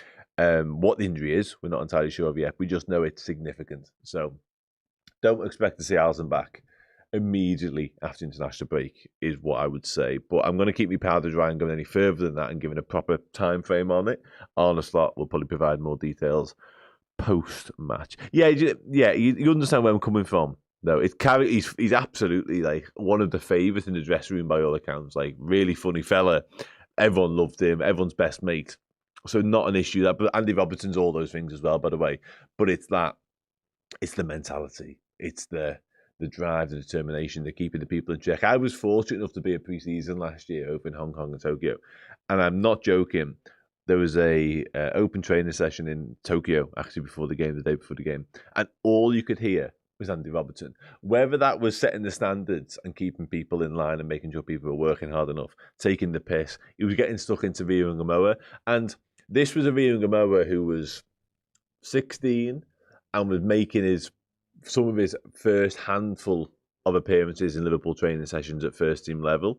And he was basically tearing him apart, but in a way that was almost bringing him into the group, almost like a baptism of fire, like an initiation type situation. Andy Robertson was the heart and soul of the training sessions every single time I watch one. And I think to lose that from the group, somebody else might be ready to come up and take the mantle, sound, but I don't see why you would lose it from the group if you had a choice. I don't see the value in it personally. Therefore, I will be keeping him around for another season. Because again, I don't think he's fell off a cliff enough in terms of his on-the-pitch performances to suggest that you can't get any more juice out of Andy Robertson. His races run. I'm not there with him personally. Anyway, I love watching John McGinn for some reason. That's fine. I like John McGinn. Not sure. I don't know if you're referencing the fact he should be a Liverpool target, but yeah, he's a perfectly fine footballer. Isak back in full. So this is it for full fit. Oh God. Oh right. Okay. Yeah. I think after international break we'll see Alexander Isak back involved in training sessions. That's how we are heading right now in terms of timescales, in terms of timeframes. And that then means that he's likely to be involved in the squads for the PSG games, I would suggest. I think we do need to remember how far away from full fitness he was prior to this injury, and the expectations should be quite low when he comes back. If he comes back ready to go, hits the ground running, and he's like firing all cylinders, sound like, let's do that, please. But it's very, very unlikely. If we got minutes from him, PSG games, and then a little bit after that in terms of league games, and hopefully a continued FA Cup run and Champions League run as well, maybe May, he might be able to start looking like Alexander Isak again, which, depending on what we've got left to play for, could be a huge, huge difference maker for us. But let's wait and see. The Scottish Pirlo. The bench is Freddie Woodman, Calvin Ramsey, Andy Robertson, Joe Gomez, Trey Leone. We've got Curtis Jones, Kieran Morrison, Ian Guerrero, and Federico Chiesa. I'm okay with the bench, to be honest. It's not star-studded, but there's experienced lads on there who've got, they've got time in terms of going out onto the pitch and doing a job for Liverpool on their side. And I'd include Ian Guerrero and Trey Leone of recent weeks. I think some of Trey's cameos have been really, really impressive too. So it's not a bench that I don't think you want to be turning to in order to change the direction of travel of a game. You don't want to be chasing the game with that bench. We've done far too much of that this season. But if it's a game, has Vincent Joseph scored on his first under-18s game? Interesting. He's been banging in goals for the 16s. Shame to see the score though. So yeah, I think if it's a game that's ideally in our favour or somewhat in the balance, I think there's like for like in Curtis Jones, Andy Robertson, perhaps a little bit of Joe Gomez if indeed he's fit and ready enough. Liam Gamoa again falls into that bracket. But yeah, we don't want to be trailing with 15 minutes to go and turning and going, right, what do we do here then? Because I'm not sure we've got the lads with which to change it personally. What was I bringing down? I have a take. We really need another lively pressing left wing in the mould of Lucho. Gakpo has been serviceable, but we need a stronger pulse on the left and cannot put that on Rio quite yet. I don't disagree with anything you've said, to be honest. The only thing I would say is, and they've kind of made a rod for their own back with it, because had they have signed, and again, I said it earlier on, Ekitike might have had a part to play in terms of this, had Isak stayed fit. But if they had have signed a Luis Diaz replacement last summer, Anthony Gordon was rumoured, I've seen somebody mention him there in the chat, then you could have squared it off and allowed Rio just to get, dropped in as and when. Maybe you could have played a little bit more from the right to give Salah more of a break, and obviously his form hasn't lived up to his usual ridiculously high standards either, so you probably could have got a bit more juice out of Rio from the right-hand side, and you'd have had a very natural understudy and rotation option for Gakpo had you have done it.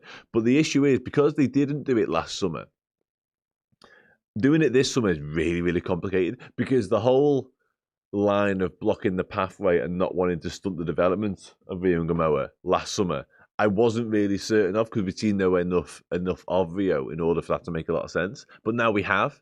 So now it would be stunting the pathway and blocking his development. You know what I mean? So anyway, I'm going to wrap up because we are edging closer towards kickoff. Start getting score predictions in for everybody else. Do you know what? I saw the kit drops yesterday from Adidas, and I might be Curacao. That Curacao kit, Peru and Venezuela are heavy.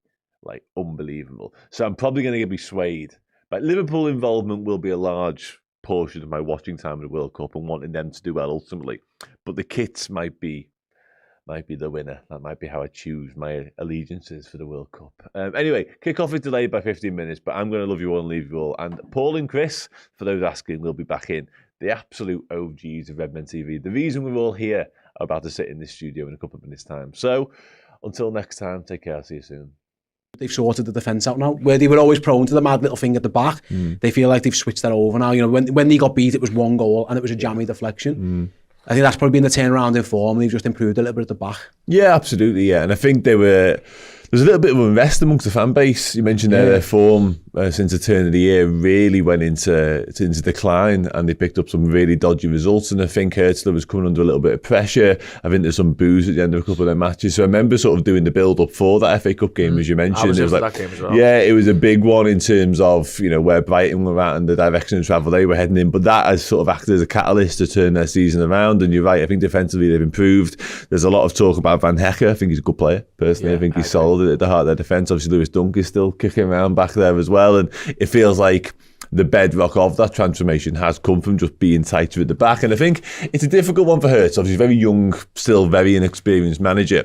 And as Sam kind of referenced there, there's an expectation at Brighton to play a certain style of play, and that's really tricky to do when you haven't got the top elite level players. You've got very good players, but if you want to go in there and implement a certain style and a philosophy that's passing out from the back and being quite expansive and free flowing, that's tough when you haven't got the best of the best, you know, and you're going to make mistakes and errors are going to happen and you're going to get caught playing out from the back and all that sort of stuff. But it feels as though he's found the right balance now from being defensively solid, having the midfield players and having goals in the side as well. Because Danny Welbeck continues to have an Indian summer, doesn't he? You know, and they've got quality. I think Gomez has been a decent signing for them. So, yeah, they're a good side, I think, is Brighton. There's always a game, especially down there, that worries me. I know we were comfortable in the cup game, relatively comfortable at Anfield as well, but going down there to Farmer, as their stadium is in, has never been straightforward for us. I'm not expecting this one to be any different. Hey everyone, thank you so much for joining us. Dan's left a comment on the screen. Fucking amateur. Fucking amateur. Right, yes, thank you so much to everyone for joining us here on the Watchalong. As was mentioned by Dan, and you've probably seen it on social media or any broadcast coverage, the game has been delayed by 15 minutes because of basically trouble on the road. So it looks, to my eye, like the stadium is filling up a little bit more. So yeah, we will be kicking off now in about, with all clock tellers. Let's say Aaron's right, and let's say it's about 18 minutes time. That would be nice. If you've got anything you'd like us to discuss, please do so in the comments section. Someone wanted the chat to discuss Disney villains, which I'm here for. If we want to do that, if you want Chris to enrage the air fryer community as well, then you absolutely can do that. I'm here for that all day. So yeah, who do you two think is better, Spider-Man or Batman? Who's better for you, Spider-Man or Batman? Batman. Batman. Why? Because he gives me the idea that I could do it. I love how everyone does that. Everyone goes, yeah, I love Batman, because I could be Batman. You couldn't be Batman. Yeah. Gives me the idea. I didn't say it could be him. I was very specific and said it gives me the idea that it could be him. Yeah, absolutely. I ain't got the money, the fitness, or the mind to be Batman. Yeah. But if I did, oh yes, watch out, Gotham. If anyone wants to go and murder my parents, I reckon I'd be absolutely fucking bang up for sorting out the fucking crime in this city after the fact. Let's see. Okay, I mean it's a good question. It's sparking a lot of people debating in the comments section underneath. The thing about Batman, for what it's worth, I don't mind Batman, but he's that kind of character everyone needs in their life, who you get that general sense of that he's got everything under his sphere of influence. That's the beauty of Batman. Even though he gets put through the ringer, you always know, even though you know this, technically all heroes win out in the end in stories, but you know that no matter how bad it is, Batman, it being bad is always part of Batman's plan. So like you have a great comfort of watching him having his head kicked in, because it's like he's decided to have his head kicked in here so that he can get the best possible outcome from it. Whereas Spider-Man has no idea what he's doing half the time, gets his head kicked in and then fights out of it. He's weirdly more of a normal person, Spider-Man, than Batman is, who is effectively would be a sociopathic crypto bro if he existed in the real world. Still, very good character. Well, a few people I've seen in the comments talking about the right back, right midfield thing. You touched upon the Spurs game with Frimpong playing on the right wing in that one. I would be surprised if they did that again, but it is not outside the realms of possibility. It depends if he just wants. I think if he's playing this the formation that we've hypothesized, which is to say 4-4-2, 4-2-2-2, then Frimpong it will absolutely be Frimpong at right back. Yeah, I think it's got to be. I think, listen, I like Frimpong defensively. I think he's absolutely fine, and I think he's he's got the engine to be able to get up and give you that width and pace on that right-hand side that you want as well. So I'm comfortable with Frimpong being a right-back for us. Listen, I've said all season long I don't really like Szoboszlai at right-back. The last few performances, to be fair to him, I think have been really, really good when he's been playing there. But why I don't like him at right-back, it isn't really his performance, is what you're taking away from the team. Szoboszlai further up the pitch and being involved and allowing, and leading the press and stuff like that. That's the heartbeat of our side at times, isn't it? So to take him out of there, I just think the team's much worse. And I think he's going like that, isn't he? His performances all season long, and he's starting to put the team on his back. And I just want him in and around the penalty area. I just want him in and around the areas where the game matters more than anything. He's our best player. Szoboszlai. He's our best player, and until someone else grabs that mantle, it annoys me almost that we're robbing ourselves of an unfettered, let loose Dominic Szoboszlai. And again, it's like the Gerrard thing. I know it's not quite tiresome to make the Gerrard Szoboszlai comparisons, because I think they're there for all to see, to be honest. But Steven Gerrard could play right back. Steven Gerrard could play left back. Steven Gerrard could play any position on the pitch, and he would be better than 90% of footballers playing in that position, because Gerrard was so good that he could do that. And Szoboszlai's kind of fallen foul. And I thought it was interesting, Slot mentioned in one of his press conferences about some of the difficulties that he's kind of had, is that it's what he's kind of had his hand forced into. And I know we can always sit here and go, well, Bradley's always had his injury issues, and that's, and I know, but I don't think his plan this season was for Sobbo to play anywhere near as much random positions on the pitch. But also, we're very lucky that we have a player of that quality who can do that and not look like a complete fish out of water. Yeah, and that's it. That's a testament to him and his skill set, isn't it? You are right. It's the changes in game that were frustrating me more than anything, though. Where he starts in midfield and then it doesn't go your way, and then he ends up at right back, and then he's back in midfield when a substitution's made, and you're thinking to yourself, this isn't good, man. This is crazy now. Like, it's too much, because you're asking too much of him in game too many times throughout the season, when you know what you're going to get week in, week out in that sort of centre midfield role from him, and that's 7, 8, 9s and 10 performances, isn't it? So yeah, the more we see Dominic Szoboszlai play midfield for Liverpool, I think the better the result will be. And it's mad to imagine how good they possibly could be. His goal return, his assist return, obviously the free kicks are, they are part and parcel of his goal return this season. They've been stunning. I think he's got more free kicks than any Liverpool player has this season. I think he's one away from equaling the Premier League record held by Beckham and Laurent Robert as well. Yeah, which is 5, isn't it? He's on 4 at the moment. I think it's 5 and 6, but yeah. Oh, right. Yeah, but either way, fucking fantastic. But I can't help but wonder what could happen if we just played. Look at his return already. If he doubled the amount of, all those minutes that he's played in all kinds of mad sort of like makeshift positions, he could get even better.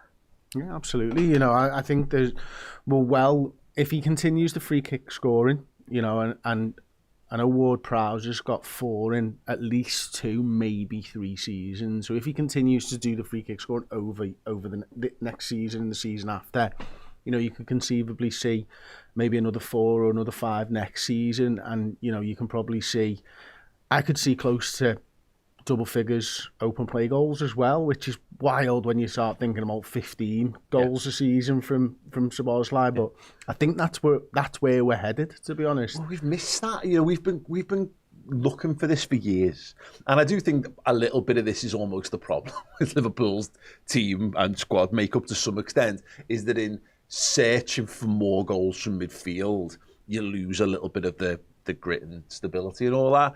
But I would argue that if you're looking at what Liverpool have got in midfield, you couldn't go far wrong with bolstering Dominic Szoboszlai by letting someone else do more of the other bits and pieces. And I know McAllister has had a really, really up and down season.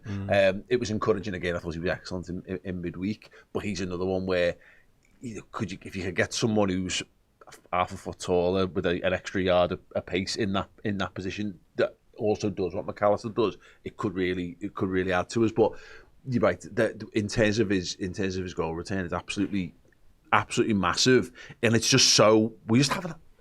When was the last time we had that? It's probably. I mean, some people might be able to tell us otherwise in the comments, but Gerrard is the one that comes to mind in terms of that level of talent and that level of goal scoring ability from that midfield. It shouldn't be underestimated that it's been a very rare feat in Liverpool's midfield for a very long time. Yeah, absolutely. I mean, the big question that I want to ask you, Paul, with your extensive knowledge of superheroes, if Dominic Szoboszlai was a superhero, which superhero would he be? And I'm expecting something a little bit better than just Superman. No, God, no. He's not humble enough to be Superman. He's too much of a knobhead to be Superman. He would be someone like, I don't know, whatever the name of Greg Kinnear's character is in well, that film was completely gone out the top of my head. The Mystery Men, that's the one. Who's just like really, really, really sort of. But you know what? It's probably like Iron Man. You know, like that Tony Stark-ness of it all. Maybe Tony Stark's arrogance mixed with, maybe they're mixed with Superman's natural ability. You'd have. Is he a goodie or is he a villain? Depends on which side you fall on. But depends if he's working for you or not. I'm not sure there is genuinely one that falls under quite like Dominic Szoboszlai's character type and ability type. But yeah, I'll take that. Dinga Bell went with Dom as Captain Hungary. yeah. He's just hasn't not eaten in a while. Plain Jane says Green Lantern. Yes. Ooh, I like that. Hal Jordan, Green Lantern. More than any other, I would suggest on that one. Like, cocky, brash, arrogant, but has all the skills to back it up as well. Yeah, I'm a big fan of that. That's a very good shout. Just one thing on the Szoboszlai stuff, just for a talking point. I just brought up his some of his stats from this season, and in terms of his return. Goals and assists. So you can see on the screen there where his games. There's a big picture of Harry Wilson, but we'll ignore that for the moment. His positions played. Now it is up because again the fact that like right wing, right mid, right back are within there. DM, CM, AM as well. He's played according to transfer market. Sometimes this is a little bit off, but for a broad talking point, attacking midfield 13, 1 goal, 2 assists. 3 goals from right back in 10 appearances. Centre mid, 3 goals, 5 assists. Right wing, 7 appearances, 2 goals, 1 assist. DM, 2 goals from 2 appearances there, and 1 goal from 1 right midfield appearance. And he's just a stunning footballer, isn't he? Absolutely right now at the peak of his powers. One of the things about him, he's so un-FSG Liverpool. And I think what he's a good example of the way Liverpool's transfer strategy has changed in recent years is that I think we spent years and years buying these really awkward footballers who didn't quite tick all of the obvious boxes, to go back to the Moneyball type approaches, the old school coaching stuff when you can look at someone like a thoroughbred horse and go, they look the part. And it's going all right for them, but they're the kind of ones. Liverpool bought a load of players who were just lacking, who were overlooked or whatever. There's nothing about Dominic Szoboszlai that doesn't look totally predictable when you look at him and how he's performed and his rise. I also add into the fact that we had to pay that money all up front. Yes, yeah. He has got, and I know people will hate to hear it, he is such a Real Madrid footballer. Everything about him is Real Madrid. And look, not like Liverpool haven't owned players like that over the years, but he is markedly different because he looks fucking amazing. He is amazing. He's fast. He's smooth. He's got that power shot on. Everything about him is the kind of footballer that you would build in a lab if you were looking for the ultimate attacking midfielder. Just an interesting sort of shift. Small feet, though. Which is fine. It's working for him, you know what I mean? Just saying, if you build him in a lab, maybe he's a size 9. Can't have everything, can you? Maybe he gets cheaper shoes, which would be a blessing. He's great. But actually, I think you've seen that a little bit. Like Wirtz falls into that category a bit as well. Alexander Isak in there. Mekatike maybe on the fringes of it. But it will be interesting to see whether we have a few more signings that are a bit more. It feels like we're buying a lot of kind of obvious footballers of late. And that's the trajectory, I think, of Liverpool and where they wanted to go. You saw Slot talk about it. Was it in pre-season? Stop being the underdog type of thing. And when you get to the top of the table, you don't need to.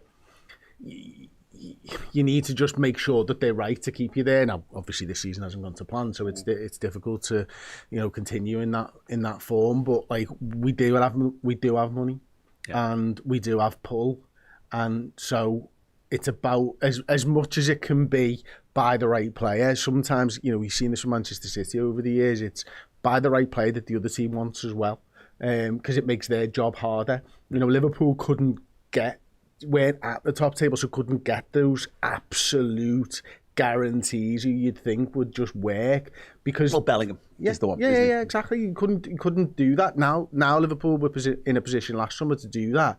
And we walk away with Florian Wirtz and Isak, and you're looking at and the fact that we got Ekitike as well.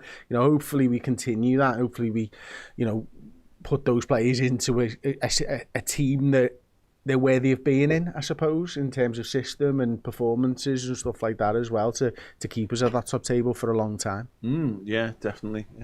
All very, very interesting stuff. Anyway, the teams are lining up in the tunnel, which means we are closing in on the game kicking off. As mentioned, 15-minute delay because of a traffic accident on the motorways leading in. They keep us short, isn't he?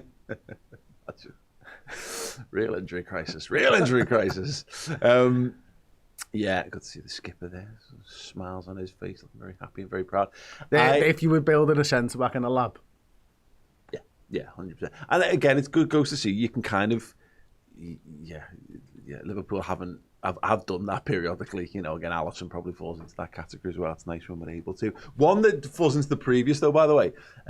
Great to see Joel Matip back at Anfield. And I never realised that it was his kid who was... When you said awkward, it was exactly what I thought of. Yeah.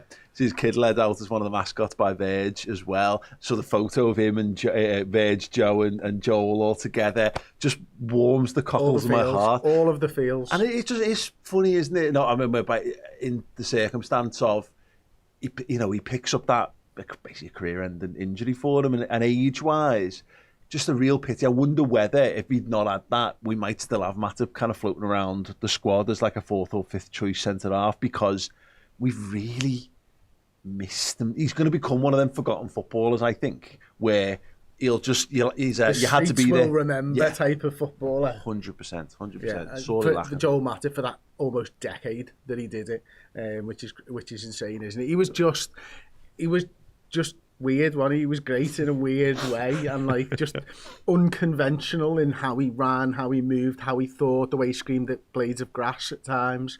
Just someone that you could thoroughly fall in love with. I think Joel Matip. Yeah. Absolutely. And brilliant as well, by the way. Absolutely brilliant. Signed on the free, wins everything. What more do you need? Absolutely. Blind Baloo says Joel Matip was the man. Paul Makoda says bring Matip back as a coach. And to be fair, like we've had some centre backs sit around for many a year, and I've forgotten that we've brought them. Had them. Like, is Reece Williams still playing for us as an example? Technically still on the books. Yeah. So I think we probably, to answer your question, would have still had Joel Matip at the football club. Yeah. And we may have forgotten he was here at the moment. Yeah, definitely. And there's one here which is a bit of an outside shout, but I am absolutely here for it. Clipboard Keith says, give Matip director of football. Sure, why not? Okay. Why? What? Shit and giggles, just for a laugh. Oh, God, yeah. Okay. Well, he can't. Well, what else? You know what I mean? He's not going to can't come back and play. So yeah, why not? Eddie Hardy says, Chris and Paul, I rewatched that Dear Mr. Hicks video on YouTube and realised you were both in it. Nice one. Yeah, that was the first year of Redman. That was a long time ago. That was a very, very, very, as you can probably tell by seeing us in the video. I don't think Chris has aged in that time, but I have. Oh, I mean internally, yeah. Oh, I have. Oh God. Yeah. Anyway, yeah. Very, very, very random, interesting, mad, weird times. Yeah. Cool. So, if you're not familiar, you've not seen it so far, the team is as follows: Georgi Mamardashvili in goal, Kerkez, Van Dijk, Ibrahima Konate, and Jeremy Frimpong. TNT have got it as Grav in the holding midfield with Florian Wirtz, McAllister and Szoboszlai as a three in front, and then Gakpo and Ekitike up top, which, again, this is the thing about formations. There will be times, if it's anything like midweek, there'll be times when you'll be able to look and go 4-4-2, because that is exactly how it will line up. there'll be other times when 4-1-3-2 will absolutely be a bit of it, which is a vintage Champman formation, by the way. There'll be times when it is a double pivot, etc., etc.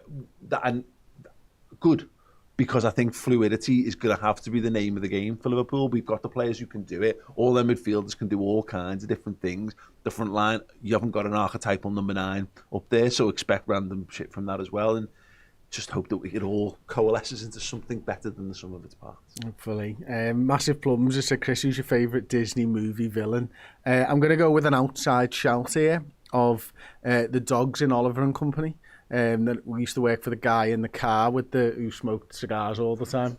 Because I used to love Oliver and Company when I was a kid for weird. I don't know why. Because you were a small plucky underdog I yourself thought as so, a child. You know what I mean? And I like hot dogs. Cool.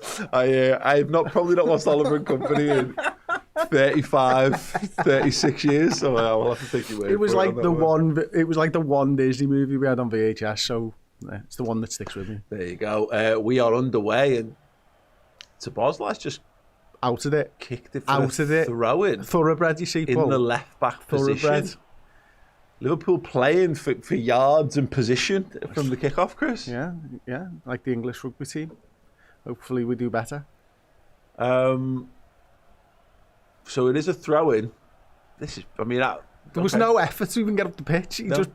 He just outed it. We'll just have that. And Brighton send a throw-in all the way to the halfway line. Gravenberch kicks it to Szoboszlai.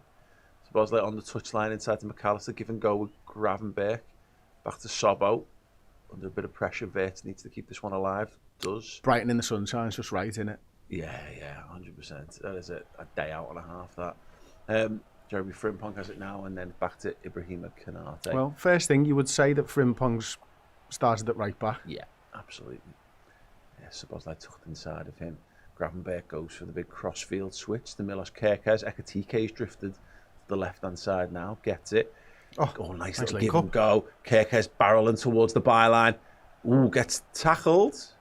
Yeah. Tell you one thing from the Galatasaray game, Kerkez has got the big switch in him, which I didn't know.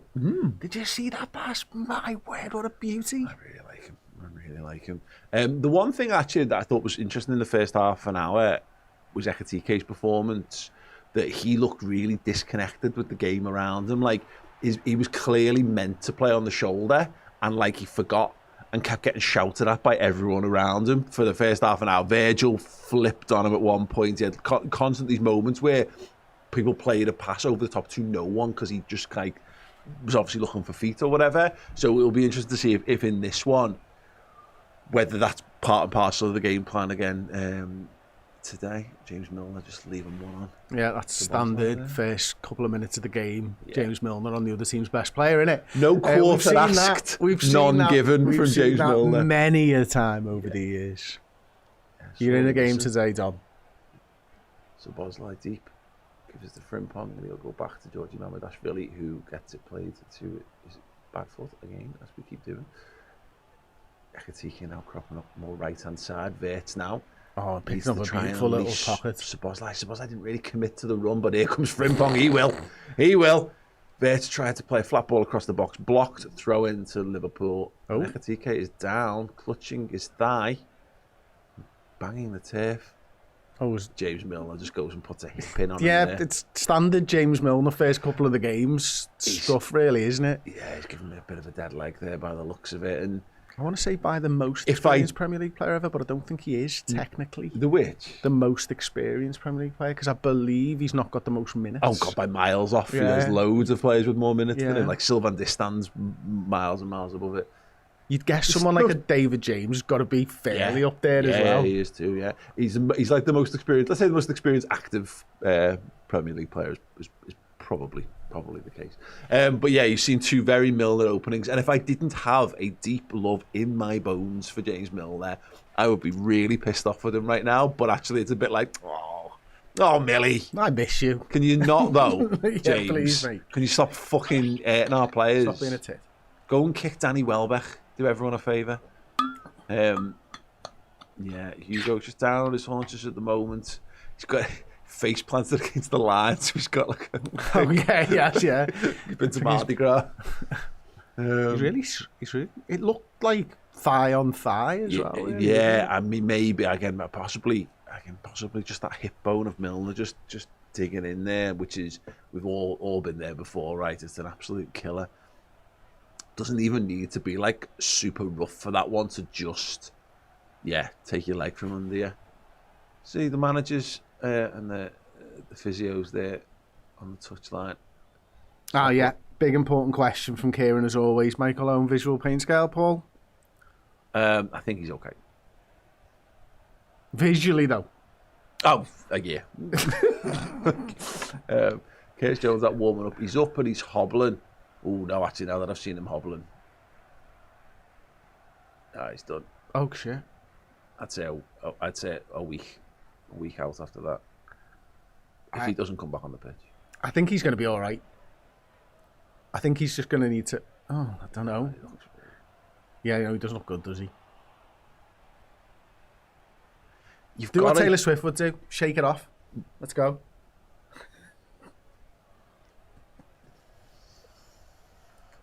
Yeah. What would you do if he comes off? Really? Jones... Gakpo up top and change the formation, or Jones off, Jones on, which is looks like what's warming up, and then I'd push Wirtz up front with Gakpo probably. Oh, okay, nice. So stick the formation the same. Yeah. Okay, makes sense. Early doors. Because I mean, the obvious substitution was just bring Kaiser on. Just go like for like, but nice little step. Canate ball over the top. Cody Gakpo just couldn't quite bring it down, but he's going to keep going. Where's that? He's going to buy a throw. Another one? James Fucking Milner. hell, Fucking hell. Forfeit to the wet surface covered by water, the rest covered by James Milner. And blood. Is the opposition's blood as well. He's back on the pitch for now, Hugo. He is limping with a very pronounced limp at the moment. We'll see whether he can run that one off or not. Again, it looks like a dead leg more than anything else, which is not unrecoverable from, but it can go. Yeah, it can go one or two ways. And what I want, and again, if it's not something that's a proper, a proper injury here, I'd like to see Hugo get back up and go and give some back. Milner exists for this kind of stuff, and actually James Milner expects it in return. It's a sign of honour and respect. It's a bit like that bit in Ace Ventura where the leader of the tribe spits in people's faces. I'm sorry, we need him to verbal king this shit now. We need him to just... he's done, isn't he? It's not going to.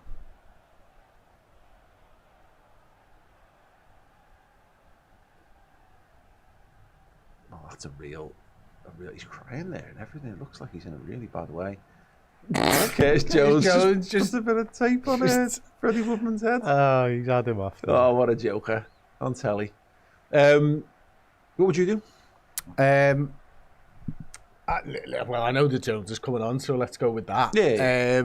I think you were right. I think Wirtz and Gakpo, but Jones from the left, yeah. Jones from the left-hand side of the touch, mate.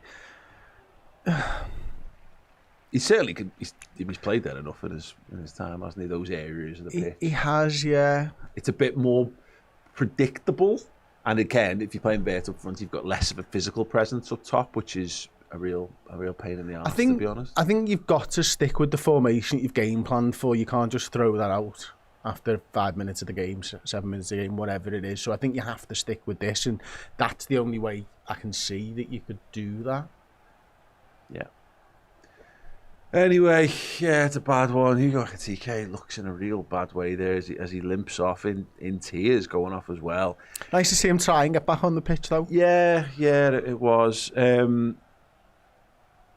Yeah, I think the thing of it is, again, this is what I said to you about a dead leg. If anyone's ever had one, they're just mad things.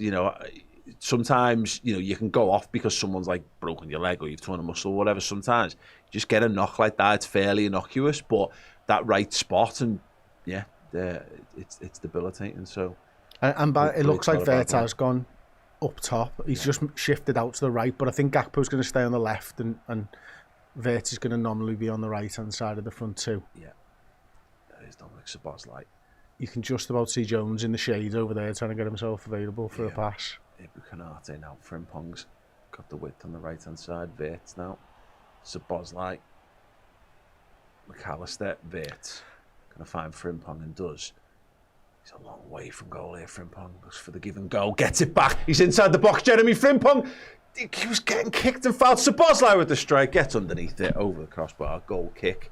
So what I was going Nice to link-up. it was really nice play, and what I was going to say is it might work better with Wirtz as one of the two up top, because you get essentially an extra body in deeper, and then it's about Gakpo trying to find space and stuff like that. But I think the link-up play might work better for Wirtz dropping in and being that extra body. Well, he's got less distance to travel to go and play with Frimpong, if nothing else. So yeah, more of like a floating advanced 10 rather than being based off the left hand Kirk has side. hurt himself now. Oh, great.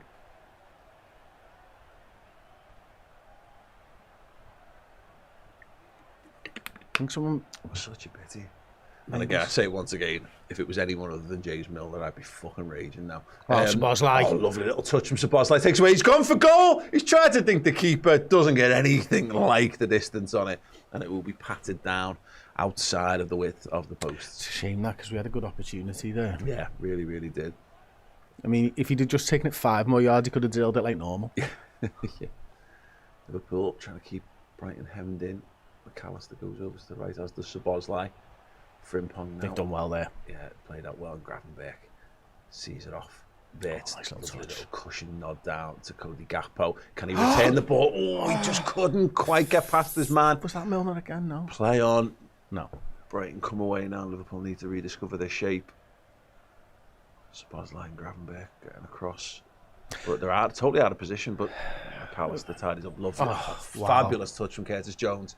Now here comes Florian Wirtz. What a ball! Through ball, Cody Gakpo! It was just too far beyond him. Couldn't quite get onto the end of it. Those two look like they've got a good link-up play already, though. It's end-to-end stuff, though. Well, not quite end-to-end. It's their end to our sort of about here. Cross comes into the box, blocked. And Mamadashvili will claim it. Well done. Okay, fine. It's a little start to the game, isn't it? Yeah, we've adapted to the loss of Ekatika quite well already. Szoboszlai, McAllister, Jones, Wirtz, all getting in on the act. And then, Cody Gakpo. Touch by Jones. It probably, to your point as well, simplifies the job of Cody Gakpo a little bit. Yeah. You're the one who's running behind. Yeah, definitely. Oh, here we go again. Crossfield ball. One for Gakpo to race onto. He's going to pick it up inside the Brighton penalty area. Left-hand side, goes for the back heel. Yeah, he had Finds the Kirk corner. behind him and he knew about it, yeah. And tried to bash to him as well, not just know about it. Did I tell you, got a message off our Neil the other week saying that Cody Gakpo come on the pitch dressed as a sticky bandit. Fabulous. That's great. Obviously Home Alone too. Yeah. Great. Presumably there's some sort of other reference that refers to that, and it's probably not anywhere near as wholesome as the Home Alone 2 reference, but anyway. Corner to Liverpool, near side of the picture. Who will take it? You'd imagine it was in swing, although we did use a couple of outswingers in midweek again. I wondered whether that was because we had no joy with them because of the referee in Galatasaray, and European referees don't seem to stand for goalkeeper abuse quite as much. But in swinger this time, Szoboszlai. And it's met at the near post and away for a Liverpool throw-in. Interesting that it was Milner who was charged with blocking Virgil van Dijk there, by the way. Curtis Jones has got it deep left-hand side under pressure. A little risky. Yeah. Didn't get... wasn't a great pass there to Frimpong, and it's a Brighton throw-in on the far side.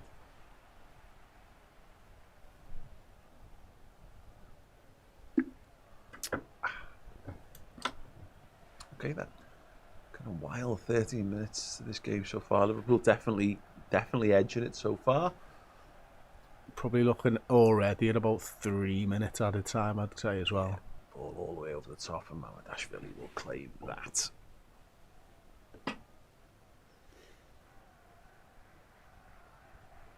Gonna put it down at his own feet. Player. Wow! Fucking hell, mate. There was just no need to do that.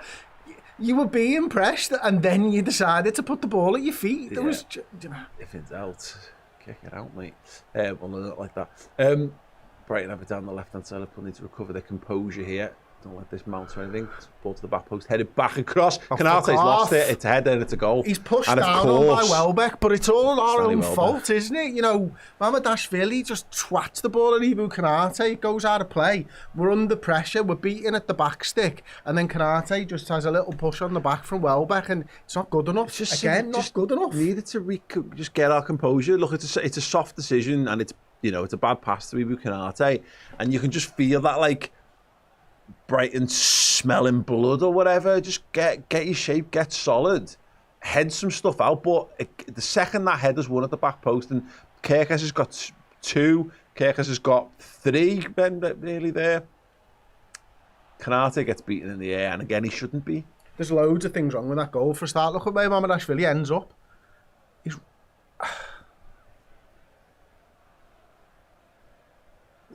He's way too far over that side. There's obviously, it's a small matter in this. Frimpong, when the throw-in was taken, ran towards the fake, even though there was another man there, which, he ended up going to Frimpong's man in the end. There's so much wrong and poor about that goal. Yeah, and again, just not strong enough from Kanate. It's a push in the back. It is, but you'd be astounded if they were to chalk it off for that one, which they haven't. Game is already back underway. Mamardashvili sends it long to Gakpo. Verts now. There's a ball in behind Cody Gakpo. It's into the box. Come on, Cody. Oh, he slices it. Shit. He slices it and ends up behind him.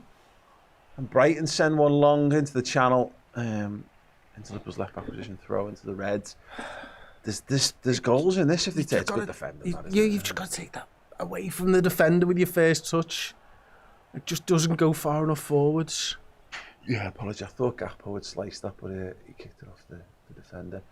Szoboszlai tries Blind to move pass. it across. Jeremy Frimpong He's fast, doesn't keep it in. Ugh.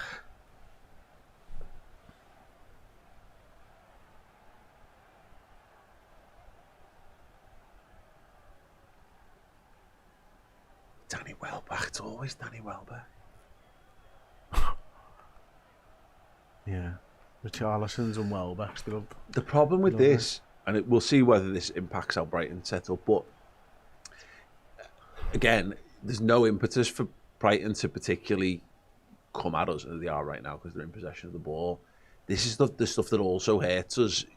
You've got to recover mentally. You're already a goal down, and just how much it emboldens the other team to not leave the back door open.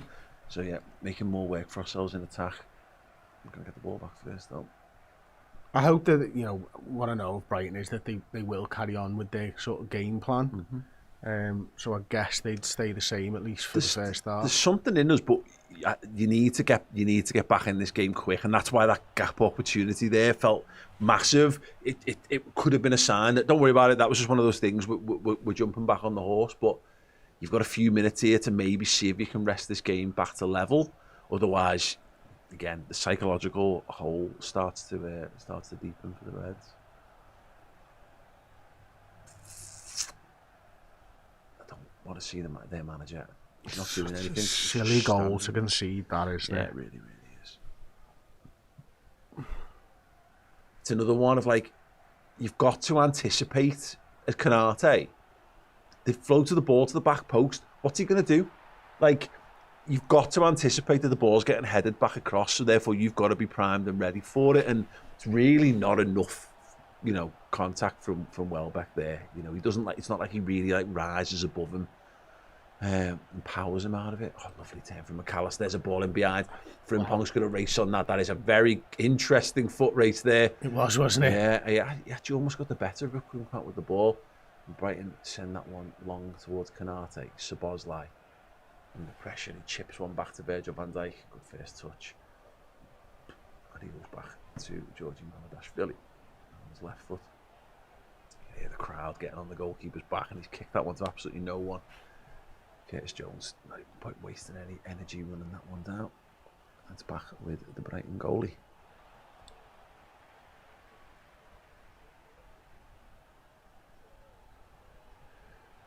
Well, yeah, Brighton have got it at the back.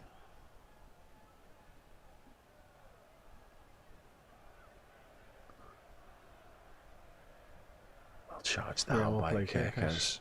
But yeah, goal kick to Brighton. Okay, well, Liverpool just need to get back on the ball again. Because as we've seen, there's a few opportunities there. Wirtz and McAllister and Szoboszlai are all had a very, very lively start to the game. It's going to be interesting to see how we deal with this, because you can see now McAllister's basically got 2 men around him. It happened that time. Kirker's obviously twice now has done really well against it. Gomez, is it their number 25? Gomez, yeah. But how they feed it from the defenders into the midfield is going to be the difficulty for Liverpool, because McAllister's going to have 2 men, Milner and someone else around him. Mm-hmm. Brighton now. He's about to cross the halfway line on the left-hand side. And they've got all their bodies back in their own half. There.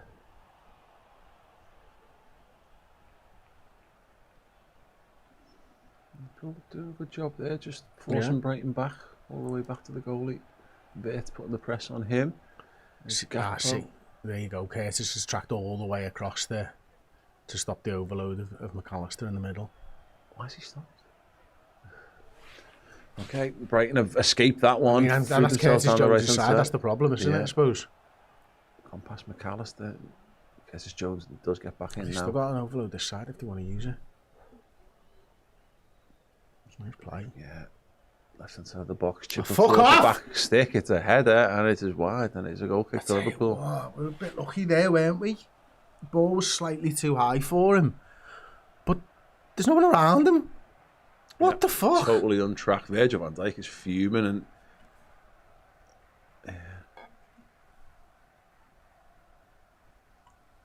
It's another big opportunity. Gakpo can't keep it up the pitch. Wirtz, oh my god, what a touch. What a touch. And he's gone. He's gone. Kirkers is going to send There's no one with him. Very wide left. It's going to be well defended. You'd imagine this. That's out, to isn't Liverpool, it? surely. Yeah, it is. Well done. Someone's okay. And just keeping them honest. And, it was always going to be that kind of pass, sent Wirtz a little bit too far wide. But fine, sometimes you've got to do that. Get yourself up the pitch. Grab him back. It's just gone very deep. Yeah, he's the key to this, isn't he? Mm-hmm. He's got McAllister. Give him go again. Frimpong. And yeah, sprays it wide right to Frimpong. Szoboszlai give him that one inside. Frimpong's going to use him. He does. First time cross. Great header! time. Oh, really good save. Great header from McAllister. He was just directing it just inside the post. Hey, yeah, God, the ball was pinged at him. You mentioned the pre-game again. Those McAllister headers, great run. It is, and he just finds a yard of space, doesn't he? Yeah, snaps the header. He's good at the header as well, to be fair. Like, it's a good solid save. It's mad that, like, I used to quite often after when we were playing 11-side I'd be the flick on guy. My headers were awful. Awful. McAllister's good, isn't he? Outswinger this time. Looking to the edge. Van Dijk heads it back in. It's up, it's not cleared. Liverpool need to get this touch on the ball. Don't, and it's cleared all the way out to Szoboszlai, deep right-hand side. He's going to stand one up towards the back post. Who's there? Van Dijk. It's a good place to stand it up. Good, powerful nod down to Kirkers. Don't want to give it back to Virg there, really. Yeah. If you will allow me a little reminisce, everybody. I also used to take on Milner's role. Hang on a second. Gravenberg dribbling towards. Oh, Gets hauled down there, hello. surely a booking. Hello. Gomez gives the foul. It is Dominic Szoboszlai territory, but then all things are. Yeah, well done. You'd allow me a little reminisce. Okay. I was also the James Milner role. Like, if there was a big centre midfielder, I would be put on him and told to fucking just harry him all game. No. Yeah. I like that for you. Yeah. I liked it as well, actually, because they'd never see it coming. Yeah, like fucking 6 foot centre mids, and then me, who was about when I was about 14, about fucking 4'8" or something, fucking putting reducers in and like them batting me off like a fly, but I get back up and keep going. I used to love it. Okay then, Szoboszlai places the ball down. He's got Wirtz, just had a little brief conversation with him, but there's only going to be one man taking this one. Yeah. It will be him. They've got the draft excluder in at He's Brighton. in such good form with these. Like, they feel a bit like a pen to me now. That one last week against Spurs was like the most inevitable. He's just going to score this, isn't he? I haven't felt like that about a free kick taker since Luis Suarez. Yeah. Just like that, like... I'm feeling it now. Yeah. Give us the goal. This is Dom's goal. Szoboszlai It's is just quite flying in, central. the top He's going to look left. to get it up and over the Top wall. left. Looking for the top left-hand corner, you would imagine. Here it comes. Oh, just too much on it. About a Useless. foot over the bar in the end. Decent hit, but yeah. No way. Just, far too direct. He had it within the width of where he wanted it to be. Just too much on that one. Decent little sighter, but it was good from Gravenberch. Again, Liverpool going to need to be all hands to the pumps in this one, and the situation demanded Gravenberch carry it, and he won the free kick for his troubles. Well played, Curtis Jones, just shepherding that one out. Kirkes takes the ball. And then, Kirk releases himself for the throw, all the way back to Virgil van Dijk. We'll chop back inside to Kurt. Jones through the lines, nice ball, great touch. Cody Gakpo comes away from his man, now needs to release it. Drives through the heart of midfield. Oh, he nearly picked out McAllister. Gets a free kick instead, and it is a yellow card. Is it? It's a range, isn't it? Minter. He's had a little sighter just a minute ago. A bit further out, maybe more. Maybe this is more Szoboszlai range. More Szoboszlai range, yeah. I think this is, Oh, that is a bit of a nasty one, and definitely worthy of the yellow card. Studs up from Minter there. It's a bit far out. Or is it? It's very Steven Gerrard on the volley, FA Cup final 2006 kind of distance.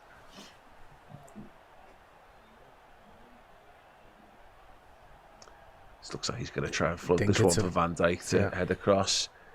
Does Van Dijk gets the header. Corner. Get the second Corner. one. Corner ball. It's better, though, from Liverpool. A little bit of sustained pressure. Lovely ball. They'd had it well scouted. They knew exactly what was going on. Yeah. The big man's right there for it. Yeah. It's okay. Here's another outie. Another outswinger from Szoboszlai. Can you see anything spectacular from this? Like maybe a Kirkes from the edge doing the old Paul Scholes thing? Canate, Verge, Gravenberch, all big boys. Cody Gakpo's inside the 6-yard box. McAllister's going to try and disrupt the goalkeeper. Van Dijk again heads it back into the mixer. Controlled and cleared away. Frimpong. Oh, it's not a nice bounce for him. He's done well. Does really well there. And Verts does He's out. even better away. Frimpong's out. Lying on the ground. Headband's come off again. He's done that headband's going through the ringer as well. I wonder if that's just call it head. He's holding the back of his. Oh no, it's a muscle thing when he leapt, maybe. Mintz is holding his hands up. He looks in all kinds of pain there, doesn't he? He jumps, doesn't he? Oh no, it's I think it is a contact thing. That headband, man, 2 weeks on the run. I'm flying. In the wars. So's he. A little bit of a concern for Frimpong. He looked in all kinds of pain there. He's back up. There we go. Back up, headband on. Hopefully ready for the fight. Good to see. Okay, we're back on the way. Gravenberch, central between the defenders there. It's probably a little bit more physical than I expected today. Brighton. I think he might have gone off anyway. Brighton are one of them, aren't they? Like Bournemouth have got that, Brentford have got that as well. Is that they are quite a nasty little team. Sneaky physical. Yeah.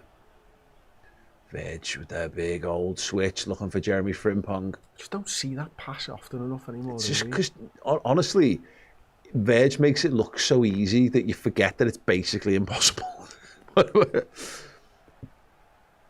Canate.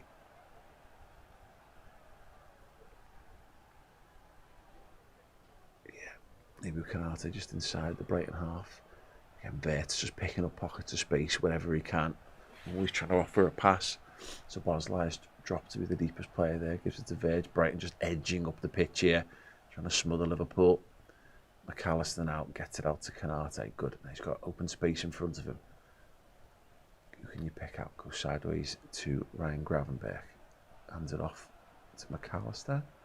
Curtis Jones makes a little run in behind. Oh, good defensive touch there. It will be a corner to Liverpool. Good. absolutely fine. How often we make those runs this season and no one like bothers to chance it? Kirk has just made one about 10 seconds before on the other side and no one had passed him. Just stretch him, find different ways to get him behind. You don't do that endlessly, but you know, you don't want this to be a repeated pattern of us just knocking the ball side to side in front of the 18-yard box. So, yeah, make them think we can do more than that. Another outswinger from Szoboszlai. Will this one be any better? No, Wes. Met first by Brighton head this time. Frimpong to deal with this one, though. Yeah, Frimpong goes back to Mamardashvili, and he will float one central to the Brighton defence. Oh, fuck me! Oh my word! Oh my word! Milos Kerkez! That is incredible! The Brighton defence thought they dealt with it with the flick on, the casual flick on, and then Milos Kerkez from out of nowhere has gone in and lobbed the goalkeeper 1-0! Fucking Lewis Duncan Kerkez with the fucking flick over the top of that, my friend. Oh, the all offside. No, he's no, Kerkez! He's miles on top. That is astonishing!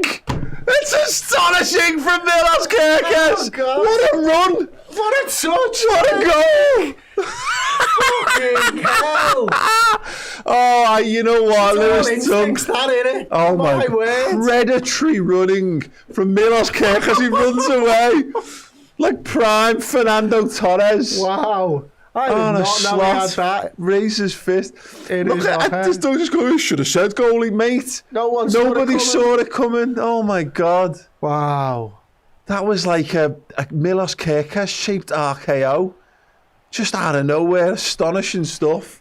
Wow. I was just, like, there was a line of Liverpool players offside. He must be one of them. No, he started from left mid, bent his running behind. The anticipation was stunning. Liverpool have got to defend now, though. Okay. Brighton coming forward.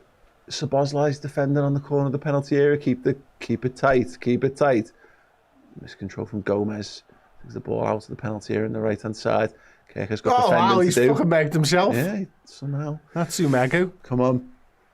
Stay tight, Liverpool. There you go. Well That's done, us. Kerkez. Well done. Vert's got it now. Where's your out ball? Come on, Cody. Jesus Christ. Move for Gakpo him.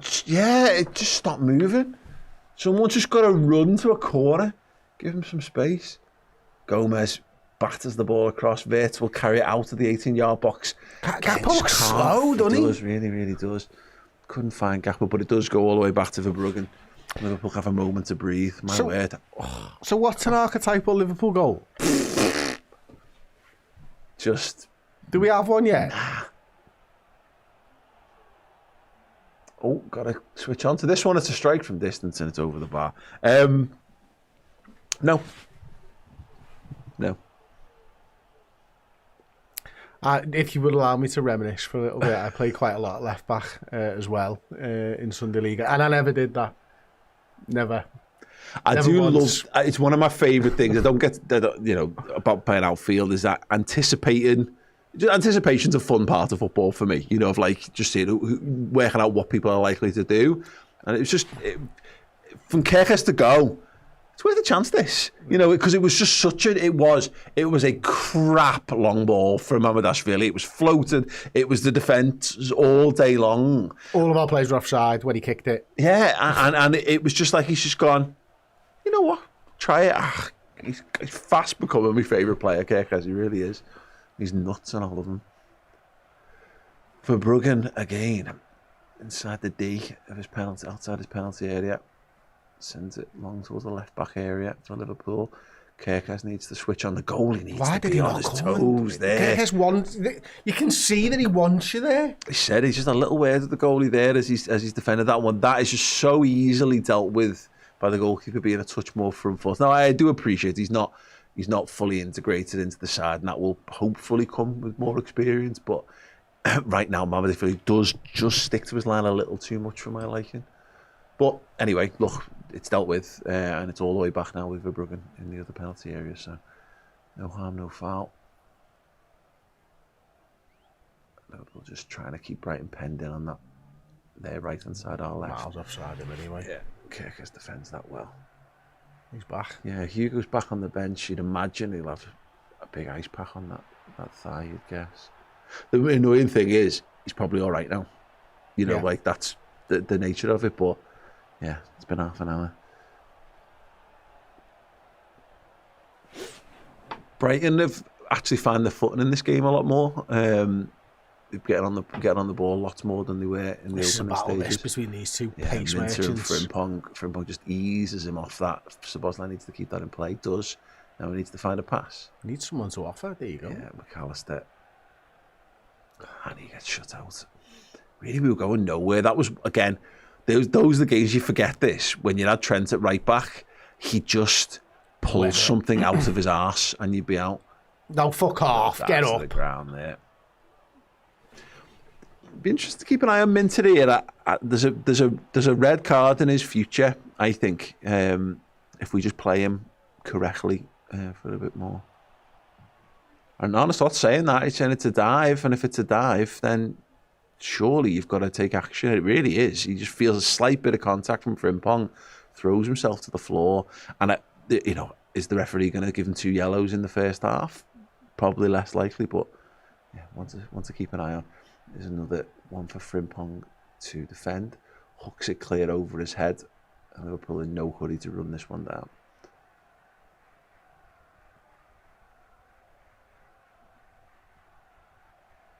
I do feel like, Liverpool getting the goal back means we can breathe a little bit here, but again, it's probably been 5 or 6 minutes now of Brighton being the team, taking control of possession, knocking it around. They're not necessarily doing loads with it, but it is a sign that Liverpool have maybe taken a little bit of a backseat in this football match. And whether they want to see that out till half time or can they get back on the front foot, we'll have to see. Once again, Brighton just knocking it around the back line. Cody Gakpo goes and presses the goalie. Curtis Jones now engages. Yeah, comes back to Verbrugge and he's going to send that one long. Yeah, Brighton are out now. It's crossing the halfway line. Again, they're going for that big switch, trying to isolate Frimpong. Lets that go over his shoulder. Tars. Looked like it came off Frimpong's shoulder. Throw in, quickly taken. We need to be careful of this because Brighton are a good footballing team that, we could do with stopping a little bit of their momentum here. Just 2 or 3 minutes of just being back in possession would be nice. Oh, it's a good ball, that. Yeah, Szoboszlai back. Little nutmeg there. Ball played a square across the 18-yard box. And Kirkes defending the edge of his box. But again, got good numbers back. Brighton just looking at it. It's a stretch here. The big problem we've got with this, though, is that, again, we've got decent shape, we've got good numbers back. We haven't really got pace up front now without Ekitike there. Vert hasn't got it. Gakpo's all right, but he's hardly electric. Looks a little slow to me today. Anyway. Yeah, a little bit. He's played a lot of football for us this season. Yeah, sorry, yes.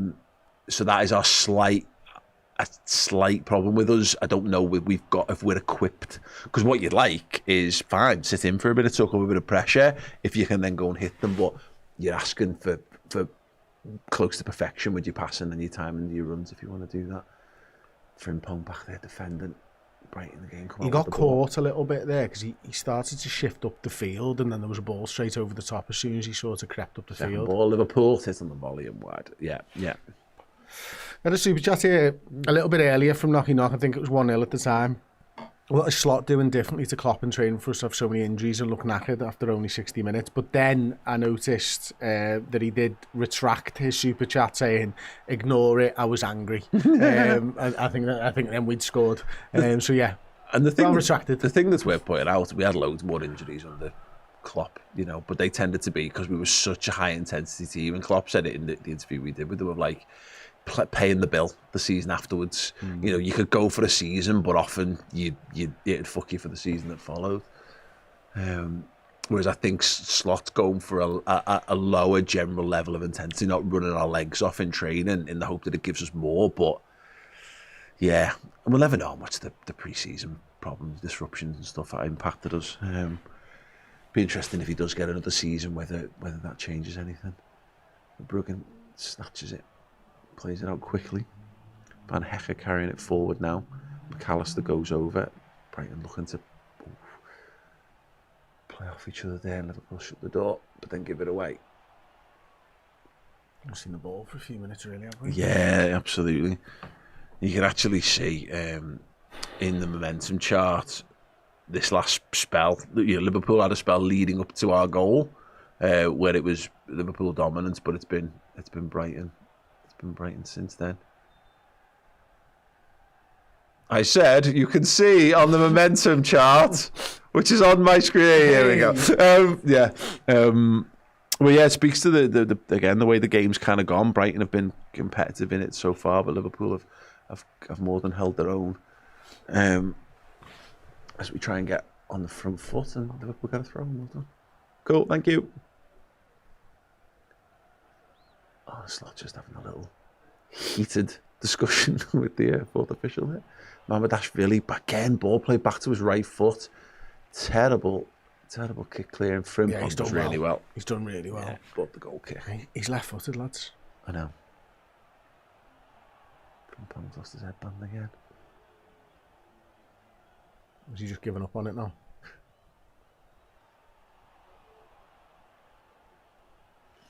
Game's back on the way to Kerkez.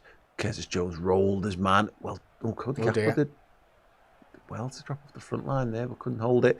Liverpool got some defending to do here. It's too easy. Minter's rolled. Ibu Konate steps back across, deals with that really well. Goal kick. I'm surprised the ref didn't call that as a foul.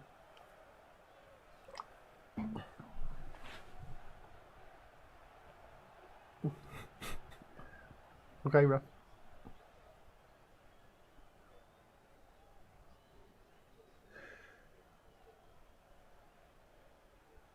Yeah, the boos from the Brighton crowd ringing out there. Not happy with that one.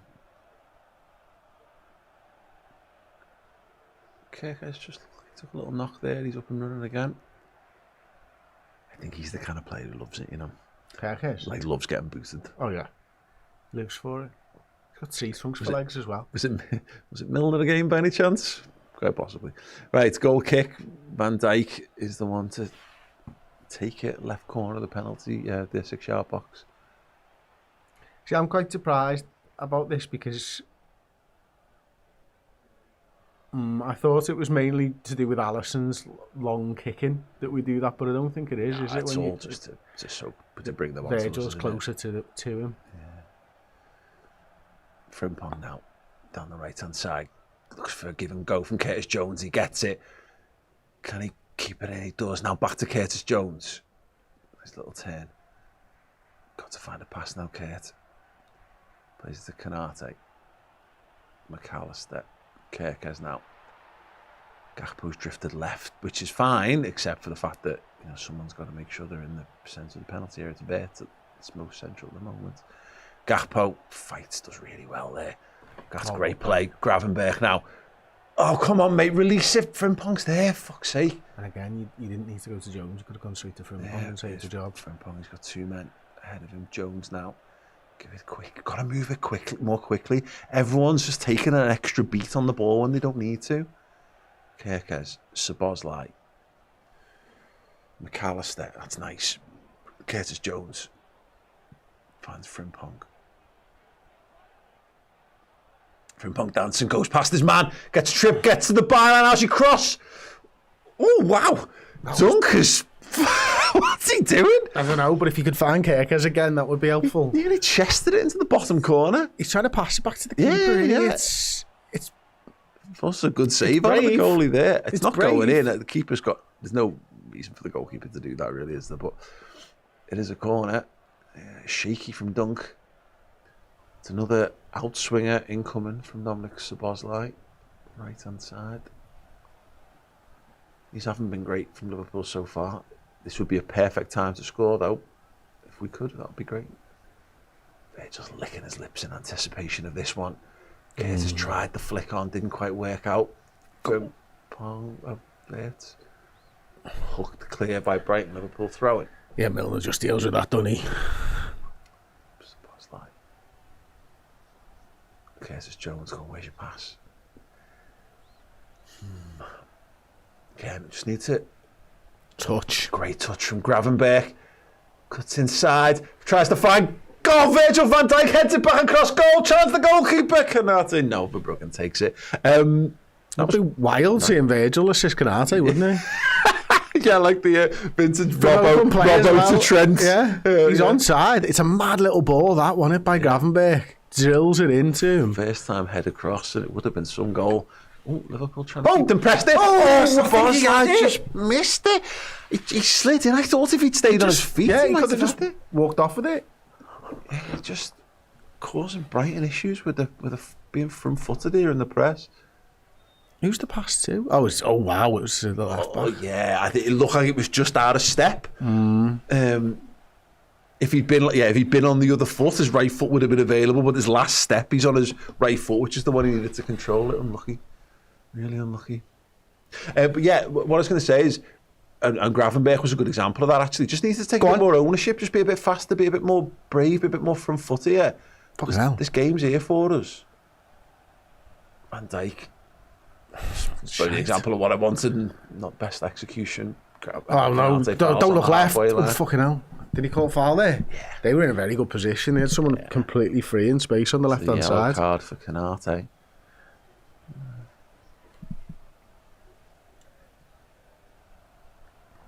Look at this guy on the left there. He just sneaks in. You're thinking, uh-oh.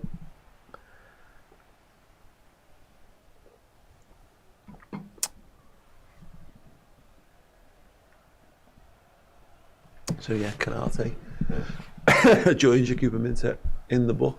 So we're closing in on half time.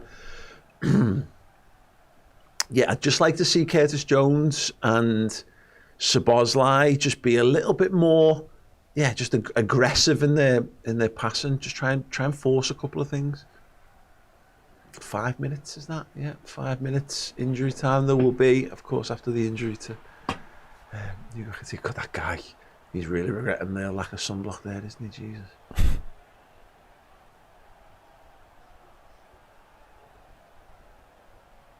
Oh God, Frimpong raced out of position, didn't get there. Defending for Canate to be doing. Oh, the goalkeeper just about.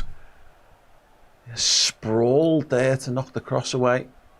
Kerkez, just kick it out, mate. Fine, Christ. Yeah, he's held his run really well there as well, hasn't he? Was it what? No, it wasn't well back, was it? Let's see then. Brighton again on the right hand side, looking to whip across in. Frimpong. Oh, lad. It's a poor header. It's gone to Minter. Needs to defend him. He does really well. Really well. Corner to Brighton. Poor header by him, though, wasn't it? Yeah.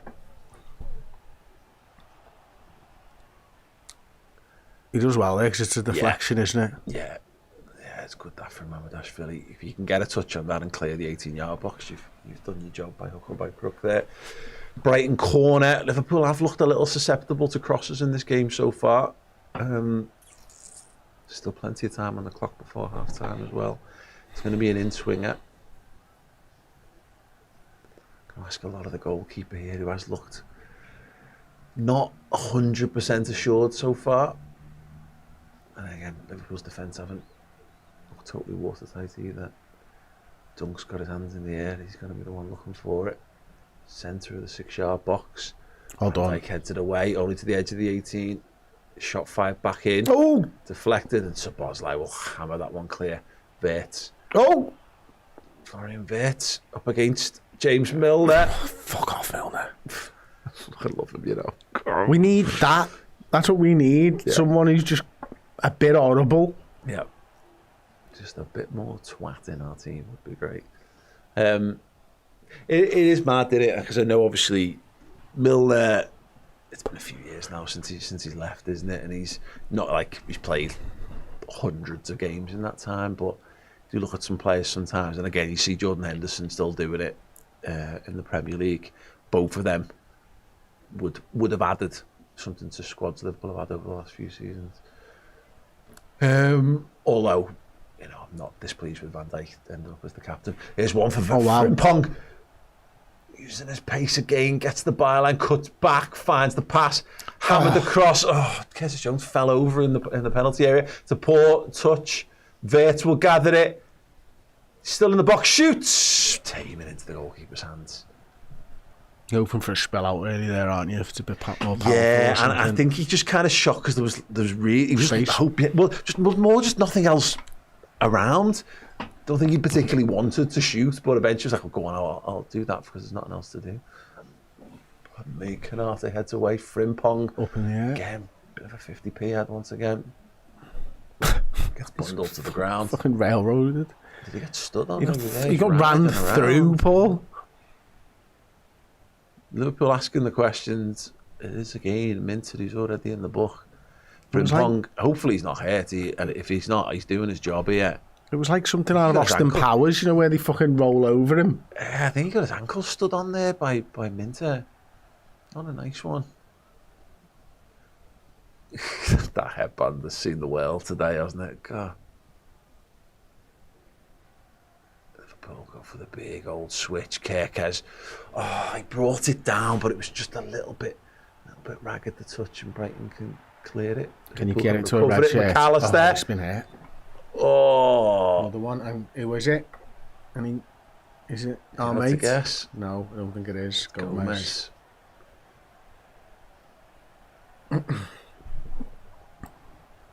McAllister. Oh, again, late kick to the top of the foot / ankle. Yeah, right on the top of the boot there. Painful one. Free hit to Liverpool, then left hand Chance to side. throw it into the box maybe for Van Dijk to knock it on. Come on, Liverpool. Let's take a lead into the break.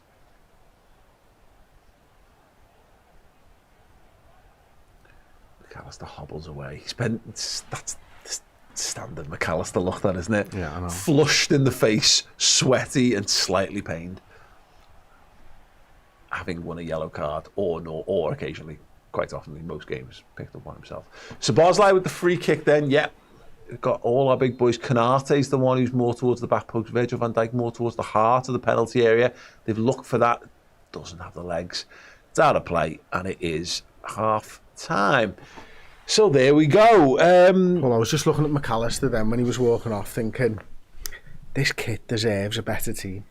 This kid deserves a league win, doesn't it? You know what I mean? I'll take a European Cup win there. That would It be deserves fine too. something big. It's just a thing of beauty. Yeah. I know you have to play for games of football, but if they want to give us a trophy for having the best kit again, they can do. I had the thing in my head a week or so ago, because there was the joke about Arsenal, great fashion brand, terrible football team. I was just looking at us going, oh God, are we the fashion brand? Line after line of absolute stunning stuff coming out with Liverpool's badge on, but the football's not quite been up to the standard so far. But yeah, we're here. We're in it. We're competitive. Forget this bloody league table by wage bill. It should be league table by how good your kit is. Yeah, shouldn't it? You know what I mean? And if the league kit for next season to be believed, just hand the title already. Yeah, quad lad. Yeah, 100%. But look, to the game, Liverpool are in it. It was just a typically fucking Liverpool of this season, and not in terms of exactly how the goal is scored, although I guess a little bit of it, but it's like it's a bad decision from the goalie. He absolutely pings one at Canate, miscontrols it, and then feels that we're just, again, not set. Ball comes in, not across. Welbeck beats Canate in the air. It's a crap goal to concede. Yeah. So the real encouragement, and it's such a freak goal, R1. It's inspirational from Kerkez, but it brings us back to par. I think getting at the half's probably no bad thing, if we're being honest. Because I think we managed to wrest control back by the end of that half in terms of possession and momentum. But yeah, I think we need some clearer instruction. We've had to make a change. Ekatike going off, it's changed the structure of how we play.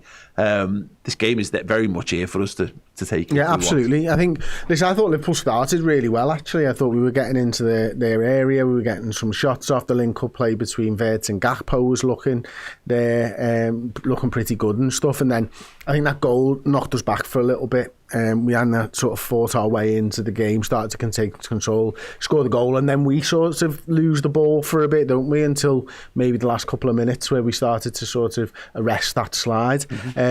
So you're right, it's definitely there for the taking. I'm not sure there's too much now on the bench in terms of, we talked about it pre-match, if you're looking to try and get a win, you've really just got Rio or Chiesa to maybe bring on. So I think it's important that we just go out there and get a goal first and foremost. And, I think, just want to see us improve that level, because I don't think we created too much after those first 10 minutes, if I'm being honest. Yeah, it's one of those, right? There was a spell in that opening stage, actually either side of the Ekitike injury, where we were quite free flowing, we were getting into good position. Vert was picking up pockets of space and playing through balls. Gakpo looked like he could be a really dangerous sort of asset for us, but I think the momentum swung back. Brighton have been loads more on the ball, and then what it led to was that sort of spell about 5 or 6 minutes before the half where they'd had loads of possession and we were just a little bit ponderous. But actually, Gravenberch decided to grab the game, drove forward, wins a free kick for us, and that is a little bit more of what you want to see from Liverpool, really, is that I think you've kind of said it, Brighton play football in a way that I think should suit Liverpool's style of play, but only if we stop them from pinning us back in, because I'm not sure we've got that. We just haven't got the pace to really hit them on the counter attack. To really break out quickly and cause them problems. And what that, unfortunately, has sort of led to is what you were sort of complaining about at the end of the half, is us not moving the ball quick enough on the edge, because they do get their bodies back. And then we need someone to come up with a bit of a worldie or something. I mean, can we be disappointed that our goal is a bit of a freak goal, while still enjoying the fact that it was a fantastic piece of play by Milos Kerkez? Because really, since they scored, have we really created a very good goal scoring opportunity? I can't think of one. No, I don't think so. It's all been a little bit, you know what it's been, and again, there's nothing inherently wrong with it. It doesn't show up in XG, and it doesn't show up in sort of shots and shots on targets and all that. But I'm pleased with how many touches we're getting beyond the edge of the 18-yard box, and we're getting into the sort of dangerous areas, and it's then the next pass that becomes the one. We're having some joy with Frimpong down the right-hand side. We've managed to work a couple of situations where we've had some nice little balls over the top and whatever. It's all right. Certainly, we've certainly had a lot worse in terms of first halves in games this season so far, but more of like a something to build on, as opposed to like, this is it, continue to do this. Liverpool do need to play and do better. Apologies, I missed a couple of super chats while we were doing that first off. I know you did the knocky knock. I did, yeah. Swan. Ben Hook had said earlier on that we should try Szoboszlai up front, has all the attributes. Why not? But I know we played him in like that double false nine with Curtis a couple of times last season. It's Crossbow. We need another big summer now, because this is worrying. I guess that would have been when Liverpool were struggling a little bit. Liverpool do need a big summer. They absolutely do. If it's one of those things where the oversights in terms of the squad depth / balance or whatever can be addressed with a good summer. And if a year from now you're looking at this like new complete version of Liverpool again, then cool. Sometimes things do take time, but yeah, I'm encouraged by the fact that you can look at Liverpool and go, if you had someone with electric pace to play on that right hand side, perhaps a left-footed player, that would add to us immensely. If you can put a more physical presence in the middle of the park, who enjoyed the dirty work a little bit more, you could see how that could considerably add to what Liverpool do. But yeah, look, right now Liverpool have got this game in front of us with the players that we've got on the pitch. You've got Rio there, you've got Chiesa there, Jones already on. Robertson, I imagine, will come into this game at some point as well. So yeah, I think there are gains to be had from the players currently out there, and then we have got a couple of little things should we so need it. I was just looking at some of the stats. Someone was asking us to look at Gakpo's stats in there as well. It doesn't make for great reading, as you can probably imagine, if you do want to bring my laptop up. Obviously no goals, no assists. He's completed 1 of 3 passes. He's had a shot blocked. That's pretty much it from Cody, unfortunately. Now, what I will say is, what is encouraging when I look through some of the stats, Szoboszlai's getting on the ball a lot, 23 or 26 passes completed so far. I think also Florian Wirtz getting on the ball a lot, 25 of 29. That's great. Gravenberch, by comparison, 17 of 19. McAllister, 14 of 18. So I think it's encouraging. I've been saying this for a little while, Paul, that I don't think that our two midfielders in this scenario, it'll be McAllister and Gravenberch, get on the ball enough. But what's really encouraging is that Szoboszlai and Wirtz, who we spoke about as maybe being our best players, are the most influential. That's a good path for Liverpool to get a result. And to the Gakpo stuff, what he was doing in the first half of the first half was playing like a number 9, which I think we need him to, which is to say he's making those central runs. He's trying to get on the shoulder. There's one that it's a fantastic through ball just after they score their goal and the defender comes across the gap. That isn't the shot blocked, I guess.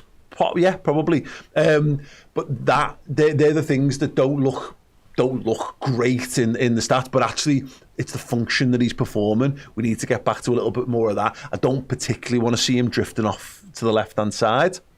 There's other lads to do that job. Curtis can go and do that. Wirtz can come and do that if he needs to. Give Kerkez the space to attack down that flank. But I think the thing about it, because I don't know whether this is people like leading us down the pathway, because I know Gakpo's not particularly well liked at the moment. But in terms of what we've got, he is the most centre-forward shaped footballer that we've got, both on the pitch or on the bench, with us in the matchday squad. So I think there is more that can be gotten from Cody, even if it isn't, again, statistically, it's not really being borne out so far. But I've liked the bits and flashes of good stuff that he's done for us so far. So yeah, more of that hopefully for Liverpool. Yes, right. Listen, I'm going to call advert break early because I really need a wee. So you don't get to do this on Sky Sports, but then again, Jamie doesn't get that level of control. So yes, we will take a short break and show you some messages for some things that we think you will like, and then we will return with more chat. So keep your comments coming in. Nice one. Hey everyone, at the end of March, we are going to be giving away this shirt. It is a Liverpool shirt signed by former Reds defender Daniel Agger. If you want to be in the prize draw to potentially win this prize, very, very simple. Head on over to the Redmen Plus app, downloaded from your app store. Sign up as a Legend tier subscriber, and at the end of March, you will automatically be in the draw. One of our legends will win this shirt signed by Daniel Agger. Download the app, subscribe as a legend, get yourselves in the draw, and I could be shipping this shirt to you at the end of the month. I want us to go back to being a powerful, energetic team. For me, when you've got Wirtz, who's starting to look the part in an attacking midfield role, I think almost everybody around him has got to be powerful and quick. Yeah. For me, I think we need a central midfield player. Yeah. You need pace in the wide areas. So that's what I'm talking about, going back to the Mo Salah of old, Sadio Mane, Diaz. We need energy. But just the way I see football, I'd always rather be a team like Arsenal, who people were saying they need to be more creative, than someone saying, we had all these creative players, but we're a bit soft. I'd always rather be that. I'd always rather be powerful and strong and, tough to beat, really, rather than the other way. So, and of course, you're trying to get that balance perfect, but I'd rather be that than probably where we are right now. When I see some games, like I watched the Nottingham Forest first half, I'm thinking, I never want to see my team play like that. Yeah.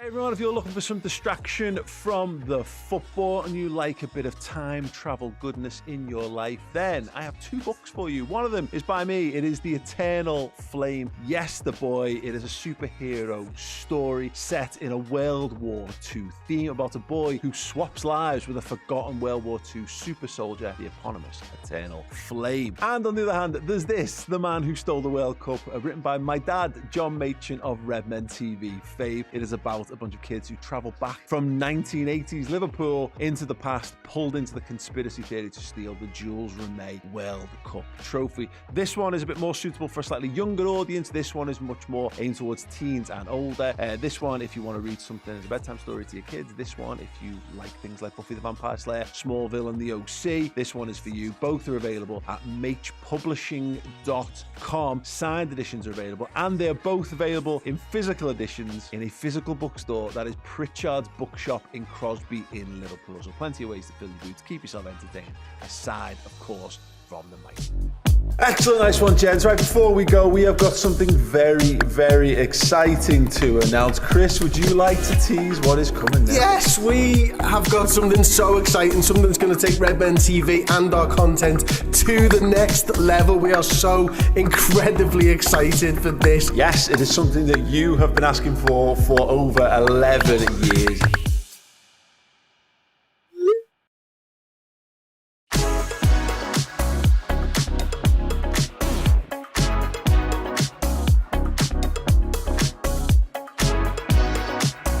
Welcome to the Red Men Originals Biased Football Podcast.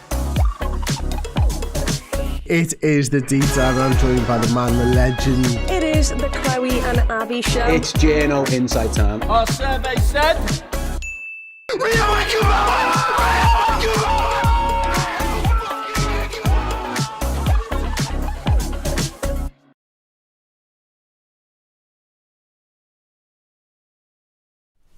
Hey, thank you, welcome back. And yeah, to Phoenix, yeah, I'm a big Bengals fan. Liverpool are back level in the football match. It is 1-1. There's about a minute left until we return for the second half. What do you want to see more of? Liverpool goals. Cool, thanks. And less of Brighton goals. Was not scoring goals. I was missing the opportunities to create goals. Yeah. No, I think a bit quicker play around the edge of the penalty area when we're around there. A little bit more sort of picking up of the intelligent runs the players are making, because we've seen players like McAllister, like Jones, like Kerkez, Frimpong make those runs and us being a little bit too slow to pass the ball into them. So I think if we can do that, then, you know, what I really, really want, which is more Liverpool goals, will happen. It's interesting, the discussion. Minter as a possible second yellow there. Arne Slot was talking about him diving, and one of those. Yeah, you know, it's simple. Yeah, no, I tend to agree with that. Really, some big screens down, aren't they? That's a big senseless screen there. What? Yeah. Anyway, Brighton players are running out of the tunnel. Someone's ordered a fucking 150-inch telly without realising where they're going to put it, and then gone, where can we put it? Well, if we put it side on, we can put it in the tunnel. All right? Yeah, sound. Yeah, it's funny that. Yeah, look good. I love that though. It's like part of that whole thing of everything's content. So everyone's now got a tunnel cam. So if you put a tunnel cam there, then it's an opportunity to showcase something or make it look as good as possible.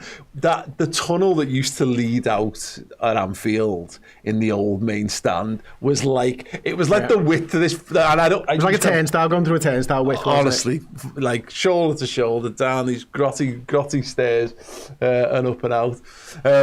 Right, we are back underway. Brighton choosing to go all the way back to Verbruggen rather than kick it out for a throw, and as the cool kids do. He sends this long to Kerkez territory, loses the header. Van Dijk wins the follow-up. Gakpo tries to knock it out. Curtis Jones needs to release it. Just loses possession of the football. I want to see Liverpool aggressive. I want to see Liverpool with loads of movement and being creative without totally and utterly sacrificing steel through the middle of the pitch. And that is to say, there will be a temptation. There'll be a temptation for Gravenberch and McAllister to try and get up and support. There should be enough guys there with the fullbacks, with Curtis, with Szoboszlai, with Wirtz and Gakpo for us to cause them issues. Let's see. Here is Cody Gakpo dribbling into the 18-yard box. Somehow comes away with it, needs to find a pass, does. Szoboszlai opens it up, clips one to the back post. Frimpong, heavy touch, needs to battle for this one. They've had a right old battle, haven't they? A ding-dong battle on the sidelines. Brighton send it long into the channel and out for a Liverpool throw it inside our half. I'm assuming everyone could see that fella in the Seagulls hat, and if they couldn't, there was a fella in a Seagulls hat who was eating a sandwich. You would not eat a sandwich if a real seagull was that close to you. No, yeah. Fucking hell, me hat's took it off me. Stop it! Yeah. Seagulls are fucking horrible, aren't they? Last time we went to Llandudno, it's bad in Llandudno, like for them. We had to use an umbrella to hide the kids' ice creams as we were walking down the road because the seagulls were all over us. We were somewhere this last night. We Fucking were following us down the cars, Paul. He was jumping down the cars, following us. we were in Weston-super-Mare years ago, and yeah, the seagull flew down, took the ice cream out my wife's hand, wing slapped her across the face, and then Just got for on. good measure. And she's terrified by birds and the over. flap and all that stuff anyway. It was like, honestly, worst of the worst. Oh, it's a booking for Danny Welbeck. He doesn't seem to know why. Llandudno. because he just wouldn't get off the way of the Oh, free nice. kick. Well done. There you go. Szoboszlai. Joseph's a Llandudno native here who can confirm the seagulls are savage. It's evolution for you, and we do that to them. It's like escalation. We've taught seagulls that that's the way for them to survive. Christ. Right, Van Dijk. Spot a bother there, gets it to Kerkers. Not been a great start. No, it has been very bitty so far. Brighton. Great ball. We've got a little overlap and a little excessive Good play, numbers. Canate. Canate gets an important. Great touch. positioning. Gravenberch can sweep up. Goes past this man, Curtis Jones. Now Liverpool need to play their way out of danger. McAllister goes for the switch. It's a big ask of Frimpong, too hard. And out for a Brighton throw. And yeah, Liverpool haven't started well in this half as yet. Brighton playing it around the back. It's an opportunity for Liverpool to get out, put some pressure on them. And this is the thing, I just don't trust us to sit deep. And I just don't think we've quite got the weapons to attack on the counter-attack, as I've mentioned already. So the answer is press. Is to go and win the ball back in their half, cause them problems. And that means we can go a bit longer if we want to, as long as we're prepared to go and follow up with second balls. That's what I want to see. I want to see us catching their back line out, because we saw it before with the one where it just missed Szoboszlai. The goalkeepers make mistakes, defenders make mistakes in possession when they're put under pressure.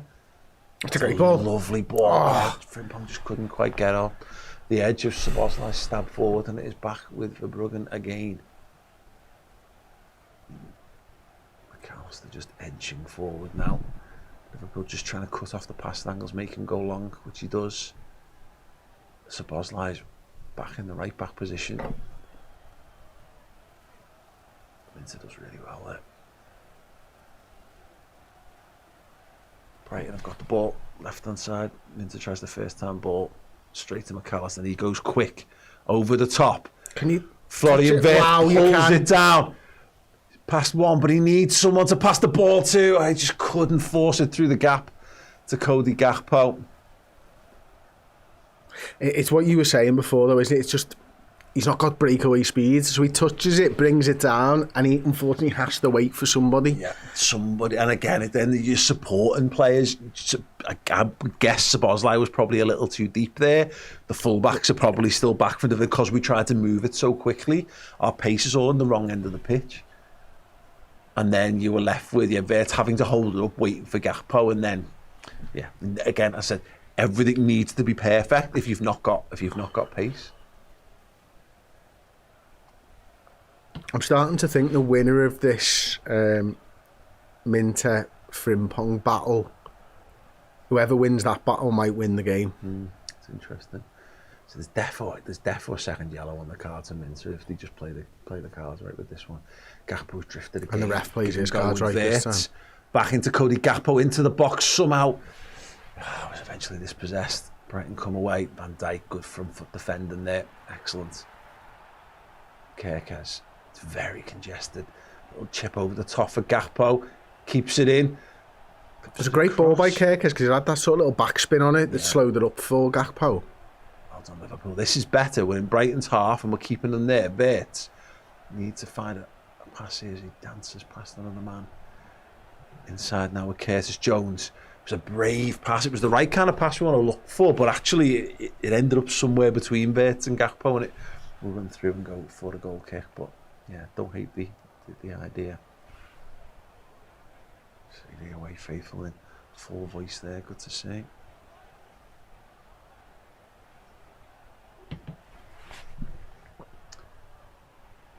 Right, okay. goal kick. They've taken it short already, so Verbrugge is just dribbling it towards the penalty spot. Liverpool are prepared to commit, just waiting for him to play the ball. Now you've got to go and get this one. Oh, Frimpong just misjudged the flight of that one. Minter lays it off. Brighton coming forward here. Gravenberch a step behind there. I tell you, Gravenberch stops Save. in the middle of that and gives him a yard. Yeah. You got to do better there. You got to stop the shot. This goes back to that point. Gravenberch is hang on a second. I've got to defend this one. 3 of them queuing up. They got it wrong completely, and Weaver's got a head on it, and it's gone wide for a goal kick. They took the corner short. 2 men swamping Virgil van Dijk. Sorry, Canate. Canate's not jumping. Yeah, not judged it at all there. Anyway, they'll send it long. Well done. Wirtz putting his man under pressure.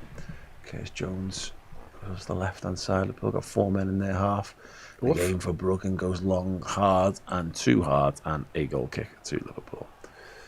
Yeah, Gravenberch, stunning footballer, but it's that thing of that aggression. Someone who's a natural ball winner would just see that as an opportunity to go and do a thing that they really like doing in the football game, whereas he just doesn't feel like his first instinct is to run over and shut that one down. It's like he's got to go through the process of it. Yeah, the spider sense comes on too fucking late, doesn't it? Exactly, just left him half a yard behind it when he really should have been first to react. Throwing to Liverpool inside our half. Come on, Reds. Curtis Jones is doing a lot of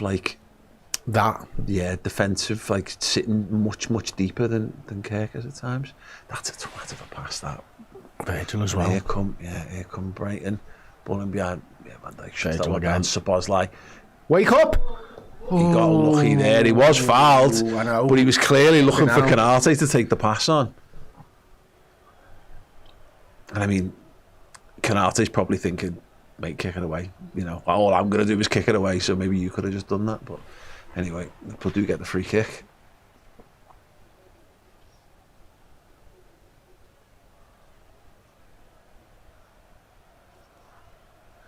Okay, Szoboszlai gets it off Canate.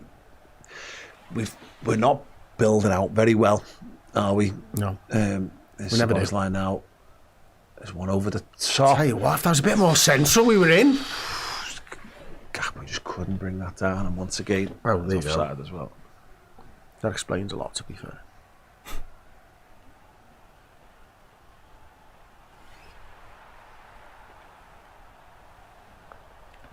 And we're getting to that stage of the game now. Why aren't we watching the game? I know. Why? Again, you had a choice. You changed to more fans. Yeah, they were saying that the Brighton fans are getting disgruntled. Just believe what the commentator said. You don't need to see. Them be disgruntled. Get on with the game. Yeah. Care about the football. Yeah. Frimpong coming into midfield there to win that one means you've got to win the second one because we're a little bit out of shape. Yeah, this is where you start to remember that we played a game in midweek here and how much is left in the tank from the key people on the pitch, particularly someone like. Oh, it's a chance, and it's in. And Danny Welbeck. I mean, I think he thinks he's offside, but No, I think he's not celebrating it. But it's probably right now. It's in the back of the net. It's so fucking easy, yeah. Danny. I'm in the same boat, lad. I'm in the same boat. It's a cross, and there's two. From my mind's eye, there's 2 strikers in there and only 1 centre half. I need to see it again. It's just, you're right. It comes out of nowhere. The ball played down the left-hand side. Gravenberch in there. Minter whips it. He's onside. Is he behind? He's ahead of the ball, isn't he? I think he's behind. I think that's a goal. I don't know. I think he's slightly ahead. Yeah, it looks slightly ahead to me. I'm hoping for a VAR It's here. a full-blown VAR lines kind of situation. Is Welbeck behind play or not? Easy though, isn't it? Okay, yeah, very, very easy. Let's have a look. Oh, that looks more ahead of the ball. Yeah. I had that instinct. It's his knee. just be offside. Reprieve. I mean, it doesn't really change the fact that once again it's super simple. And the reality is, if Welbeck holds his run by like a microsecond, if he is offside, by the way, that it's a goal. You know what I mean? It's not good defending from Liverpool. Taking the time. I don't know, like, Virgil's just been beaten out there. It looks bad from the still image, but he beats him out. Gravenberg's completely the wrong side. The goal. Fuck off. Given the goal. He's just jumped over his team. Danny Welbeck's got another one.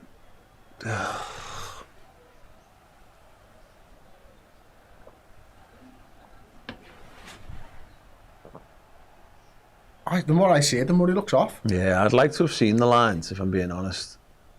He's picked a big fella to fucking jump over as well. I need to be fair to him.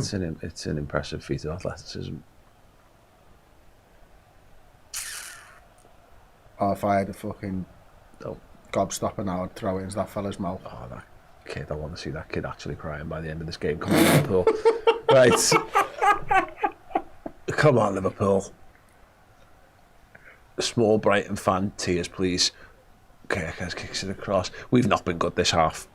We have not improved on anything that we were doing in the first half. In this half, more tired at all. Yeah, exactly. Why didn't he show the lines? Well done. Curtis Jones wins it back, gets it to Vert. Kerkez has got space on the left hand side, but he's Marshall. Fucking hell, Jones is down injured, you know. His man and just kicks it out of play. Oh dear. Yeah, Curtis got taken out there. I mean, the thing is, the midfield looks starting to tire. There's no one on the bench who can change that, apart from the fucking hell! Bit of follow through there. He looked absolutely fine. Curtis, he looks absolutely fine. He carries on, and then he's like, "Is he?"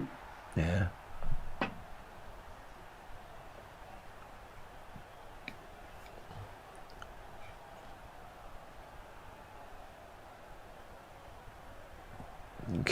Curtis is fuming.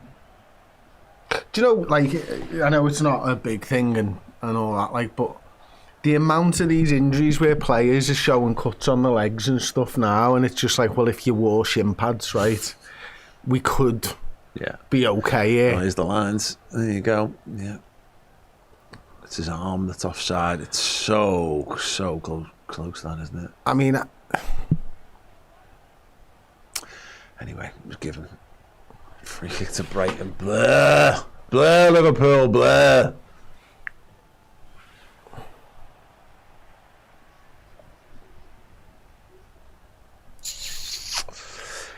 I really don't know what we should do here. Gakpo's not done anything. Oh, he boo. Jesus Christ. Frimpong, Szoboszlai needs to get out. There is no fucking reasonable outball other than us twatting it in the general direction of Vert or Gakpo and hoping that it works out. That needs one more pass and then bring someone. Frimpong's going to go in the book there. But it's Vert's leading the line, not Gakpo. Switch that. Yeah. Switch that. Yeah. This is it's the nature of... Is that a dive? Was that a foul? There's a foul, yellow card to Frimpong as well. Was it a foul? I wasn't even looking.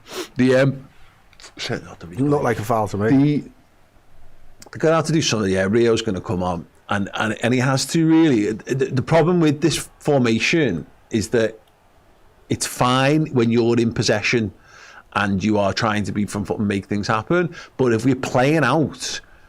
we've got no width. Like Szoboszlai's back in doing dirty work, and it robs us of a player in that position of the pitch.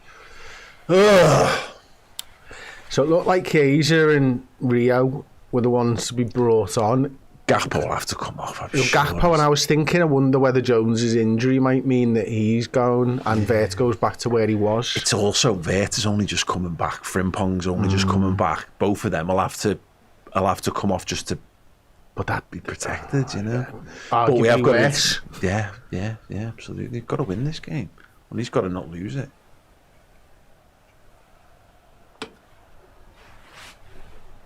got to be Got within touching distance as well. This free kick as well, by the way. Yeah, that's comfortable for him. Yeah, I've got question marks over the goalkeeper, I do, but shot stopping is very much not one of them. No, good solid save.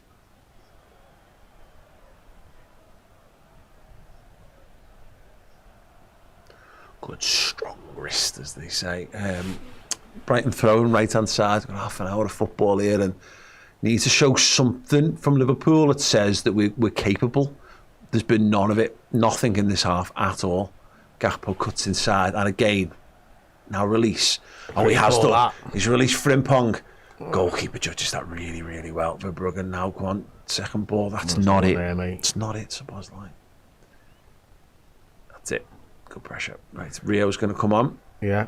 Is Jones walking over there? Am I reading too much into that 1 second clip of Jones walking towards the camera? Rio on for Frimpong. So Szoboszlai right back. Yeah. Which is, yeah, just put Jones at right back, for fuck's sake. Is he playing right? No, he's had him up at the top there, left. Let's see. Oh, nice little Jones gone. Oh, so Jones has gone to right back? Yeah, you've got to. It just can't rob us of Szoboszlai. He's a fucking goal threat. Van Dijk humps it down the pitch.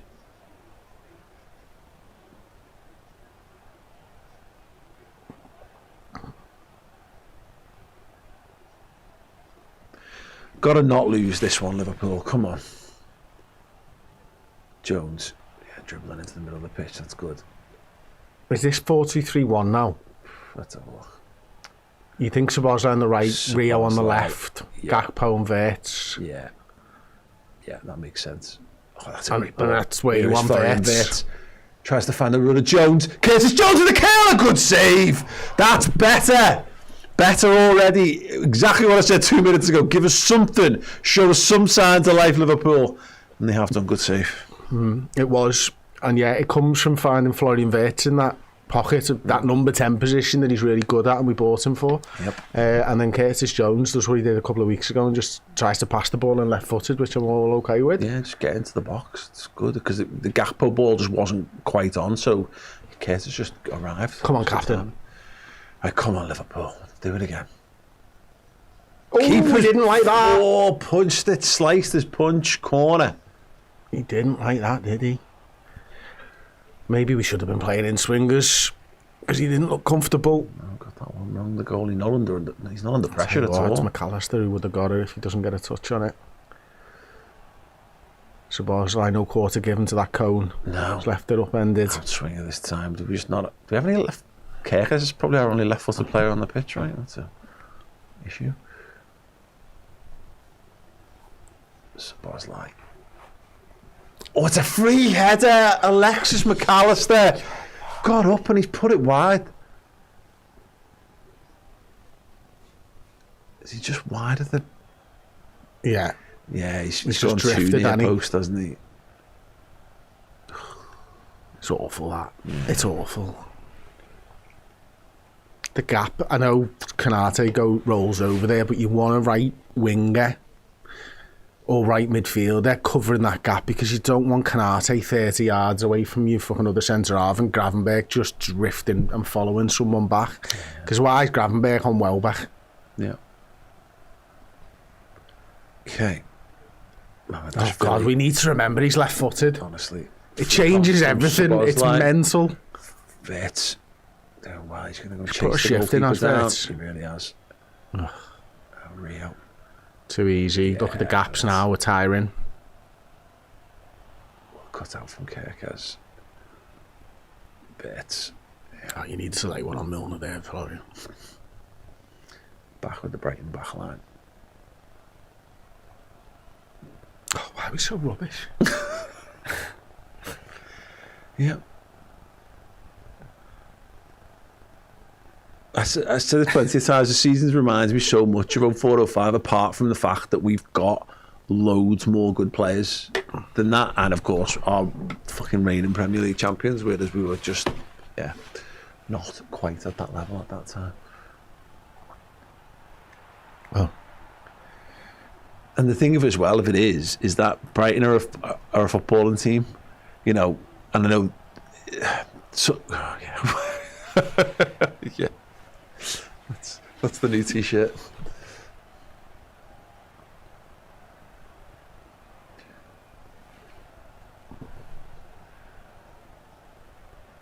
Still, a lot of time on the clock. We need to keep showing that it's possible. Without completely being under at the back of Cuban Minter. He's in, he can put this one to bed. Oh, good save, Mamardashvili. And encouraging for me there, he comes off his line. Show us the game! Oh my God. Oh, Van Hecke gets fouled by McAllister. Yeah, it's a good save from the goalie. With what I've seen of him, he backs onto his line, but he was front-footed there, and I like that. Yeah. Yeah, hits him in the trunk there, makes himself big. Thanks. Oh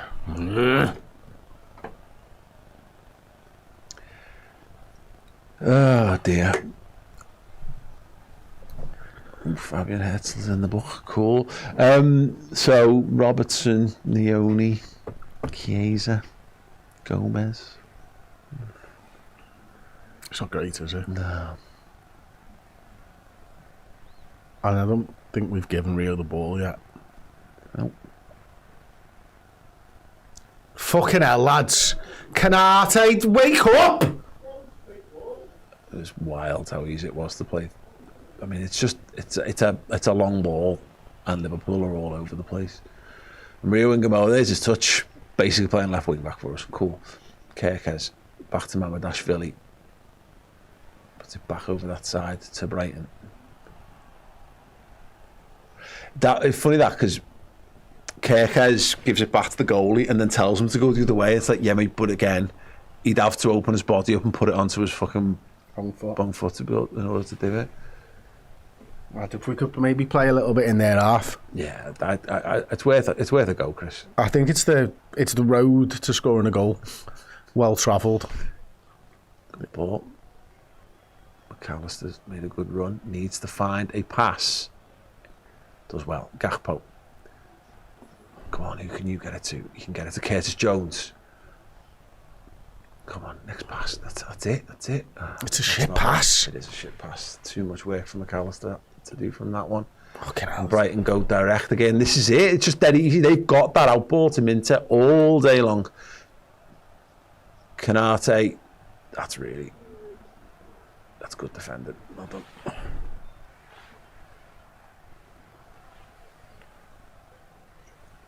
Fucking hell. And that's the gamble that you've done now with obviously taking Frimpong off. Fine, you need to protect him. You know, he's our only fit right back at this point. But the Curtis Jones thing, he'll want to get up and support the attack, which we need. But he can't get back with Minter. No. He cannot get back with Minter. He's too quick. And to be fair, Minter's not getting back. No, Minter's not even bothering chasing back. Yeah. That's the outball, you said it. The game is far more better poised for Brighton. I know because they're in the lead, of course, but in terms of it looks far more like Brighton 3, Liverpool 1 than a 2-all game of football at this point. Liverpool got a corner to defend again. It's going to be an in-swinger from the near side. Headed away, volley back wake in. up again! Second balls, got to get there. Fired in across, cleared away by Van Dijk. Szoboszlai racing out. No point, mate. What's the best we can ask for here? A draw?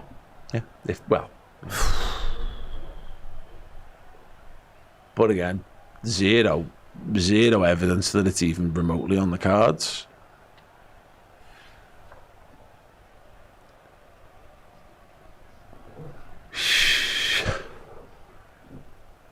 It's been completely uninspiring this second half from Liverpool, and chalk and cheese to what we saw midweek. This reminds me of the Galatasaray away game. This where we look like we had a really good, that's fucking shit. sound, well working game plan for 15 minutes, and then that was basically it. Go on, get up, mate.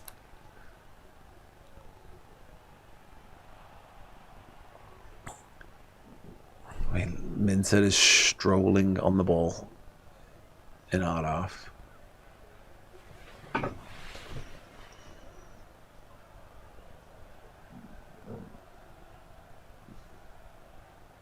Oh, it's Meg, yeah. So Meg on Kirkers, Van Dijk. They're finding this particularly easy now, these Brighton players.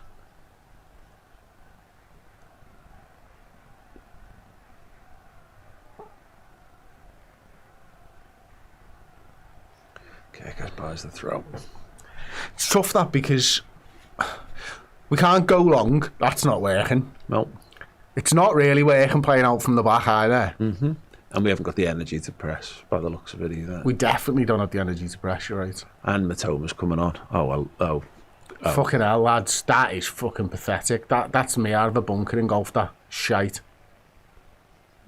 Jones. Wake up! Canate. Wake up! Ibu Canate, my good God. He's got to know! Referee says nothing doing with the penalty. He's very fucking lucky there, my God. Gravenberch, well played, finds Rio and Gamoa. The kid is sensational. Wins Mate, a free fucking kick. Canate there, he's driving 60 mile an hour and he's not looking at the wall in front of him. What's going on? There's a massive problem and you're just ambling around. Out the fucking thing. Yeah, he's done well there in the end.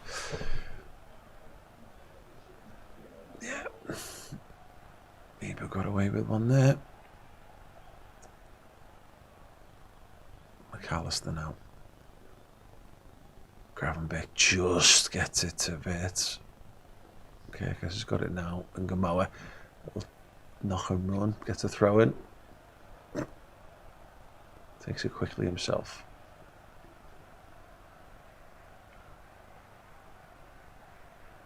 We've just not been in their half of the pitch, basically. No, and do you know what? I keep thinking about what Carragher said during the Tottenham game about us sleepwalking. And it feels like we've sleepwalked through this entire second half.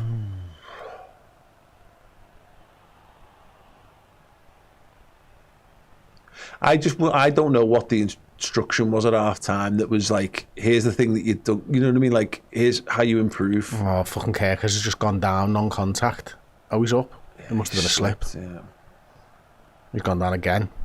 Calf that time he was holding. Playing for it.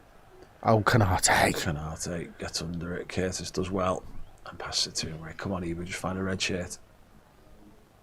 That's it. Easy ball. Bits.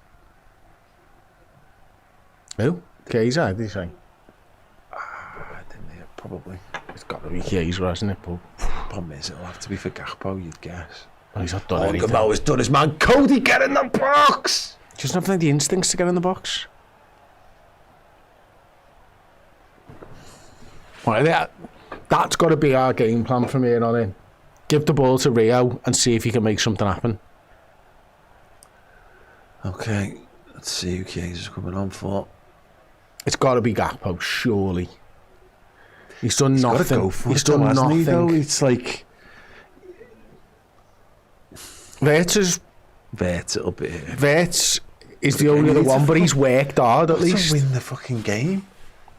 It's just one of them. There's nothing about our shape that looks particularly effective. So maybe like McAllister, again, Szoboszlai to right back or something. I really don't know. No idea. Centre half, Canate off. That would be that's the. Oh, God. Robertson coming on for Kirkers as well. James Milner, man. Right, yeah. Robertson on, presumably for Kirkers. I think I'd do the Szoboszlai to right back thing, you know. Yeah. Canate off, yeah. Yeah, has to be. Oi. Yeah, I just heard Dan say Gravenberch centre half. Yeah, it has to be. This is slots. What happens when we're losing with 15 minutes to go is to take the centre half off. It's such a fucking shame we know this game plan. Yeah. We've seen it so many times now as well. Yeah. It's that. It's fucking shit. It's that thing where you remember you having this on a footy manager game, I think it was Andy Carroll, where you've got a thing and it works once, and then you do it over and over again, and you think it works all the time because it worked that one time. It does not. What it does is it potentially leaves us open. Oh my God, there's no sense into the box, sakes. and that should be 3-1. Absolutely pathetic. They may as well have been fucking cones that they were passing around. Is Andy Robertson. Chiesa, sorry, yeah. Chiesa up on the left-hand side.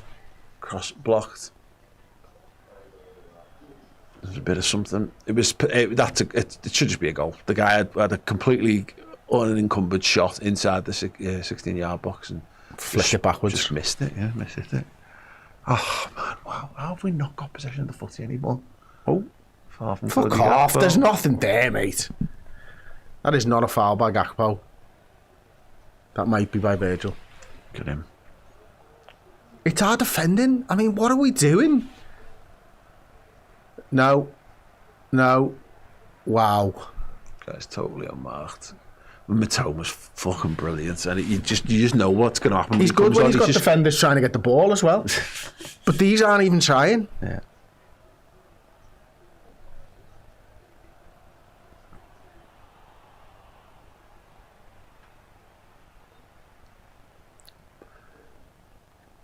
Kicker's limping his way around the pitch.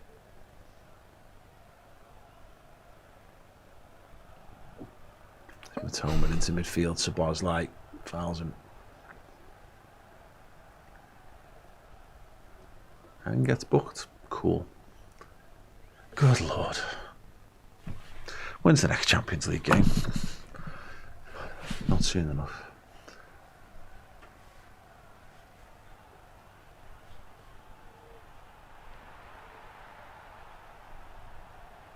Oh, fuck off, as if that bounces to him off the corner flag. Like, yeah, that's how you know everything's going against you, innit, when the corner flag's playing a 1-2 with Matoma. Oh, God.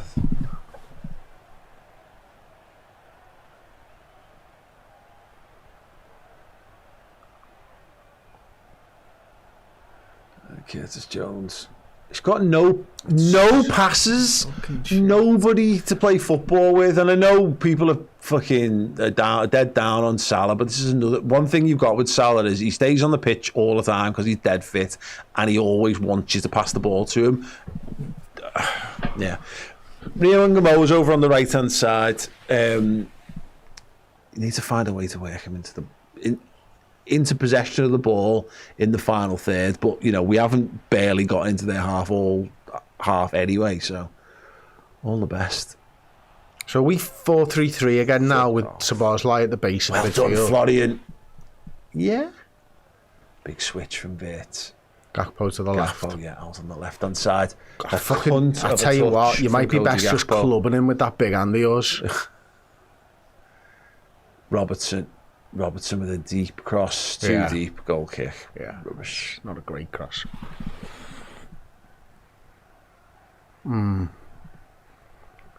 So Kay's through the middle, is it?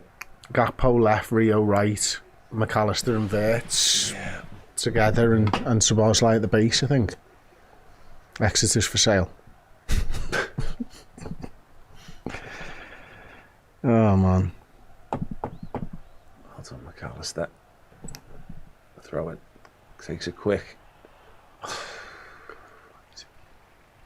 Go on, Dom. That's it. Where's your pass? Rio. Oh, isolated at least. Oh, he's done, yeah. Oh, you bought that foul. You had the ball and just stopped. I hate that. Dear, oh dear.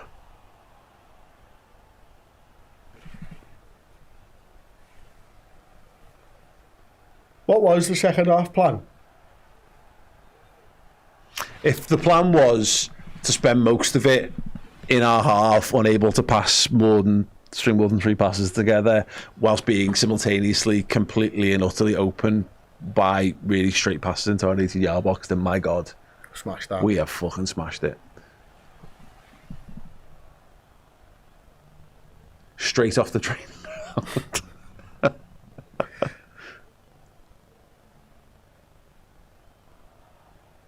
Well, they just outfought us as well, haven't they? Oh, God, he's taking the piss out of his lads. Mate. A little bit of personal fucking and professional pride here wouldn't go amiss.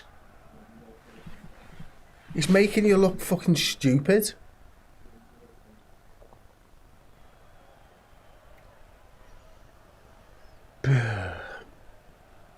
Who comes out of this game with credit? Szoboszlai? Wait, That maybe. it?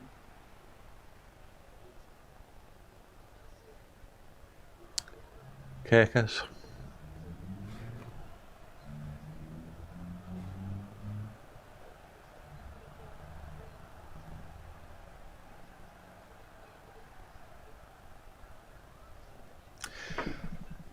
Danny Welbeck goes off to rapturous applause, of course. Well, in one way I'm really glad.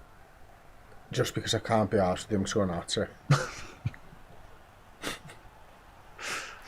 Got to take our wins where we can get them. Yeah.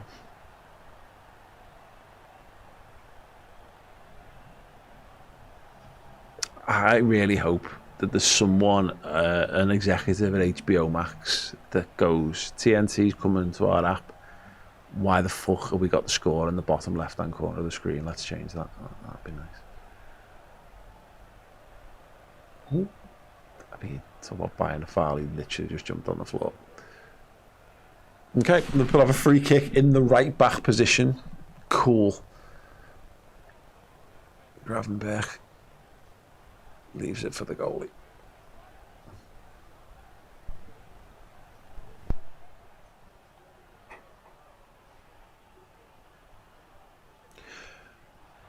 Fucking hell.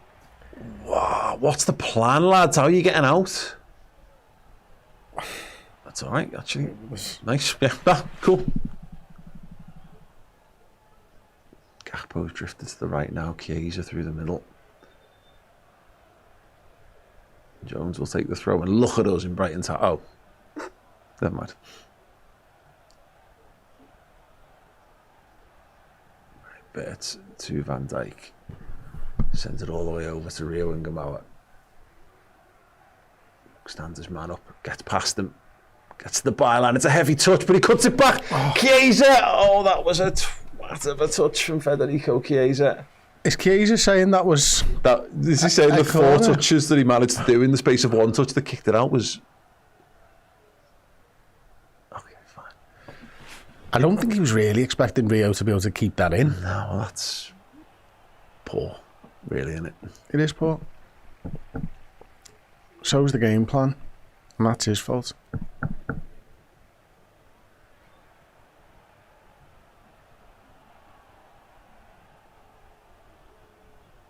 Goal kick to Brighton. There's a bunch of Brighton players arguing. About goed.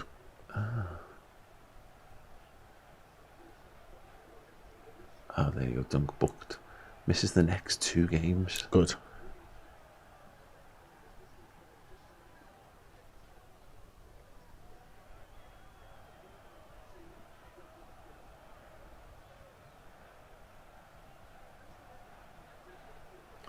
McAllister. Go on, you got a chance there. Over the top. Bounces Cody all right. Gakpo races onto it. Got a lot of work to do. Needs to find a red shirt. Any red shirt will do. Or shoot yourself. Good save from the goalkeeper. And then Four deflect keys was in the position, perfectly you know. back into the goalkeeper's arms. Look.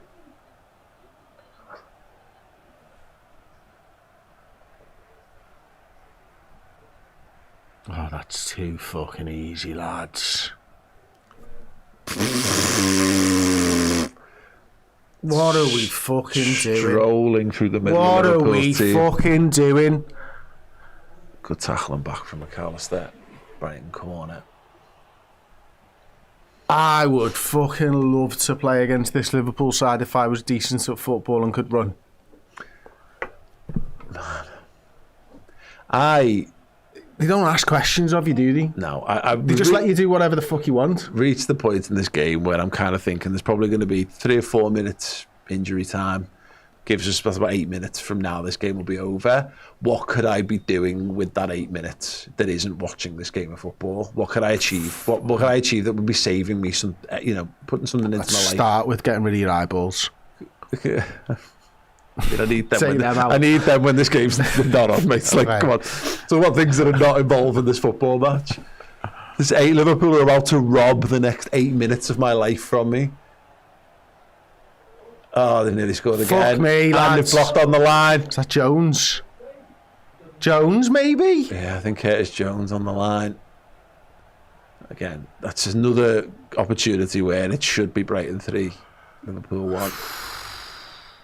Now, past Liverpool's, you'd go, well, you know what? Is that our chance? That could be telling. It could be a telling moment in the football match. That we could be looking back on that at the moment where it all changed for us. Except we have done so little going the other way that it's just the only thing that's going to save us now is a moment of like be a mad moment where something somehow drops our way by pure fluke, and we don't even look capable of getting remotely into the position to make something lucky happen for us. You mean they're off? Yes. Yeah. It's been a struggle.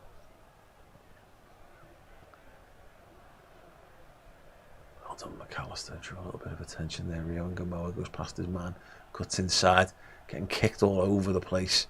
Just about finds Curtis Jones. Curtis drifted right. Back to Curtis. Everyone. This is just one of those games where someone who's a natural born winner needs to crop up and make something happen. Robertson with the cross. It's good defending, isn't it? Oh, yeah, he's going to race and try and get back to that one. Does, and gets the throw. Well done, Andy Robertson. We are in their half. We are in their third. This is the area of the pitch you want to be if you want to make something happen, Liverpool. It was mad how simple that was for us. 1-2 with the left back. Maybe you can overlap and run and you get a crossing opportunity. Szoboszlai. That's a heavy pass, that, isn't it? It's like, what have we been doing for 88 minutes? That's the first time we've done that. Yeah. Robertson again. Needs Rio to make a run. Gets it. He's got a lot of men to go past. Goes past 1 and 2. And he's into the... Oh, good defending. Come on, captain. Absolutely embarrassed his man there, Rio and Gamoa. Corner for the Reds. 1 minute of normal time left. Is that chance again? Yeah, Curtis actually, I think the goalkeeper might have saved it, but he was in front of him and blocked it. Come on, make that Jones block count for something. Yeah. If Liverpool are going to get anything from this, it's now. They could do with being now. Corner. It's under the crossbar and it's easily taken by the goalkeeper. No challenge whatsoever. Oh God, here we go again. They come on the counter attack. Chiesa's coming back though, you know. Oh, well done, Federico Chiesa. It's not even a home referee. Oh, he's booked him for it. Come on, mate. Fucking hell, mate. That fucking lad just gives it up. He just decides, you know what? I don't want it. They've taken it. Why are we not defending? So, there's a guy free on the edge. Past 1, he stabs it clear. The goalkeeper's out, makes the save. Get back in goal, please. Brighton queuing up here. I've got good. It's like we're just not asked. It's genuinely like we're not asked. Oh, fucking hell, lads! Lads!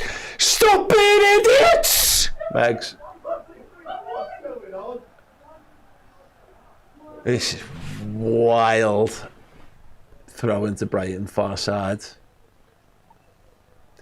It's a bunch, again, this is the thing, it's a bunch of players whose idea of tackling is to go shoulder to shoulder and somehow recover the ball instead of going and stopping them from doing things.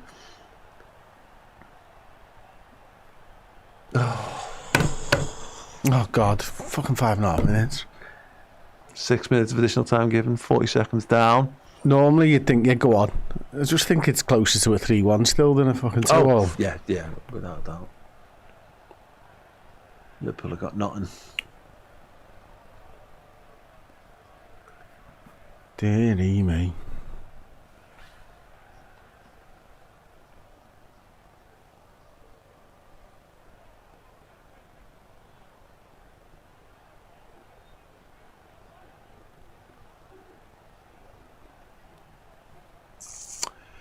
Here's that throwing. Cleared away. And they have another one. Yeah, that'll be taken with in 20 seconds probably. Yeah.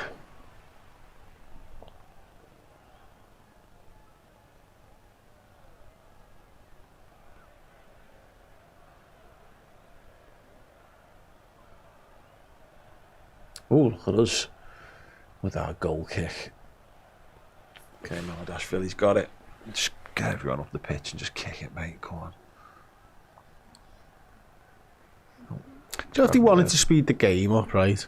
Instead of putting that ball halfway between the fucking 6-yard box where the goal kicks are taken in the corners, they could have one at either point. Yeah. The fact that Robbo has to run back to pass him the football is mental.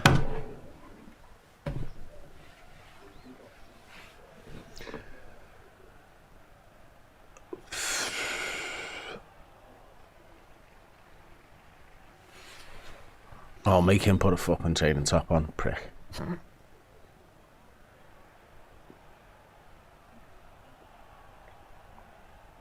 We are poo. I think that's their ball. I think that's ours. Oh, good. Yeah. Oh, you couldn't be much further away from the goal, though, could you?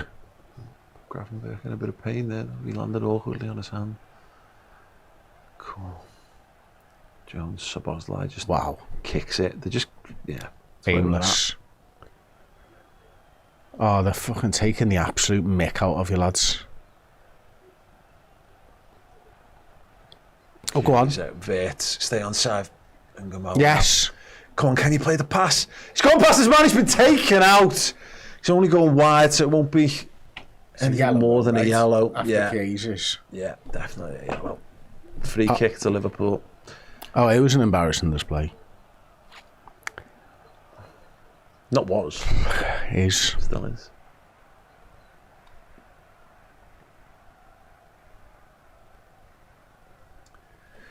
Okay, free kick to Liverpool, left-hand side, more or less in line with the edge of the 18-yard box, 10 yards-ish outside it. Please, Virgil.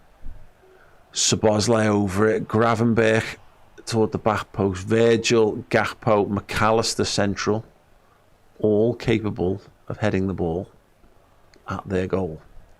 But will they? If this is going to go like the game has so far today, it will just end up with nothing but... Straight in the goalkeeper's hands. Yeah, that's what I was going to say. Yeah, straight to the goalie. Okay, now, mate. Shite. Again.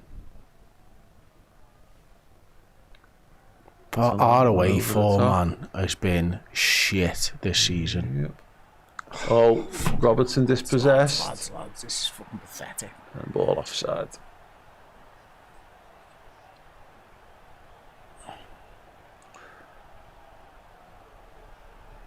We don't need 4 lads in a line across the back 4 there. Come on, someone make a move.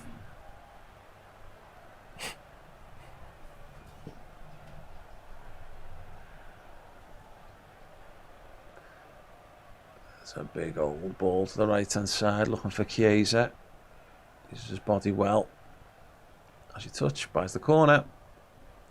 No, What?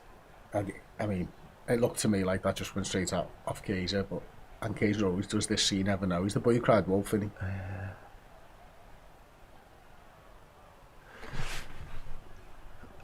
Oh, I corner to me, but anyway.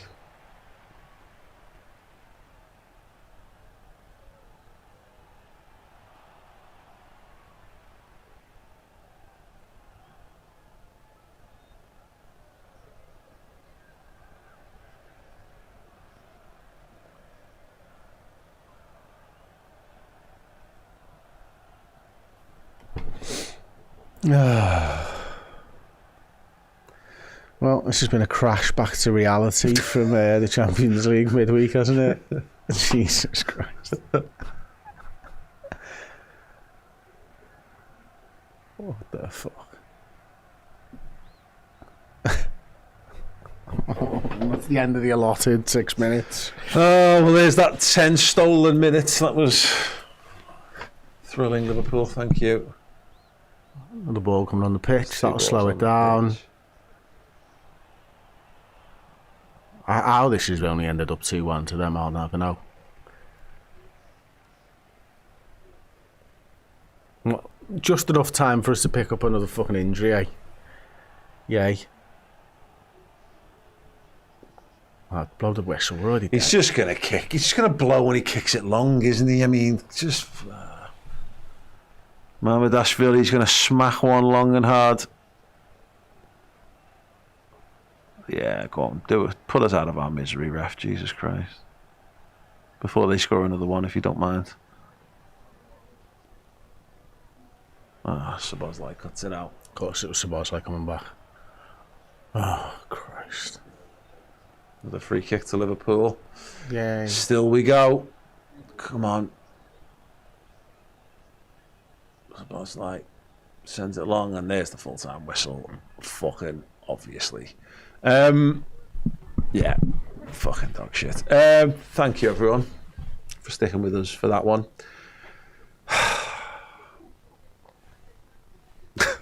We're just awful. There isn't a phase of play that I think Liverpool are particularly good at right now. We're bad when teams come at us. We're bad when teams sit back. We're bad on the ball. We're terrible off the ball. Defensively, we're a fucking joke. We're tired. There doesn't seem to be a cohesive game plan that works week to week. Our only saving grace is the friggin' Champions League music acts like a defibrillator to this team at times. Yeah. It feels mad to support a football team that I can say hand on heart I think is capable of winning the Champions League and yet cannot fucking tie its shoelaces in the fucking Premier League. It's fucking mad. But here we are. Thank you so much, everyone who stuck with us for that one. This is what Liverpool 2025-26 are, unfortunately, and I wish it wasn't the case, but it is. But regardless, we will be here throughout. So, yeah, if you need to stick with us, then please do. Podcast on Monday. Tune in for that one if you can be asked. The Oosh man of the match, Chris Pager. I will give it to Dominic Szoboszlai for at least trying. Cool. Who was your Oosh man of the match? Comments, let us know, please. Drop a like on the stream as well. Thank you very much. And if for some reason you want more of this shit, we'll be talking about Liverpool and trying to make sense of it all on the Player Ranking Show, Final Word Show Monday morning, and yes, the Red Men Originals podcast here on YouTube as well on Monday afternoon. Other than that, thank you so much. And yeah, enjoy your weekend.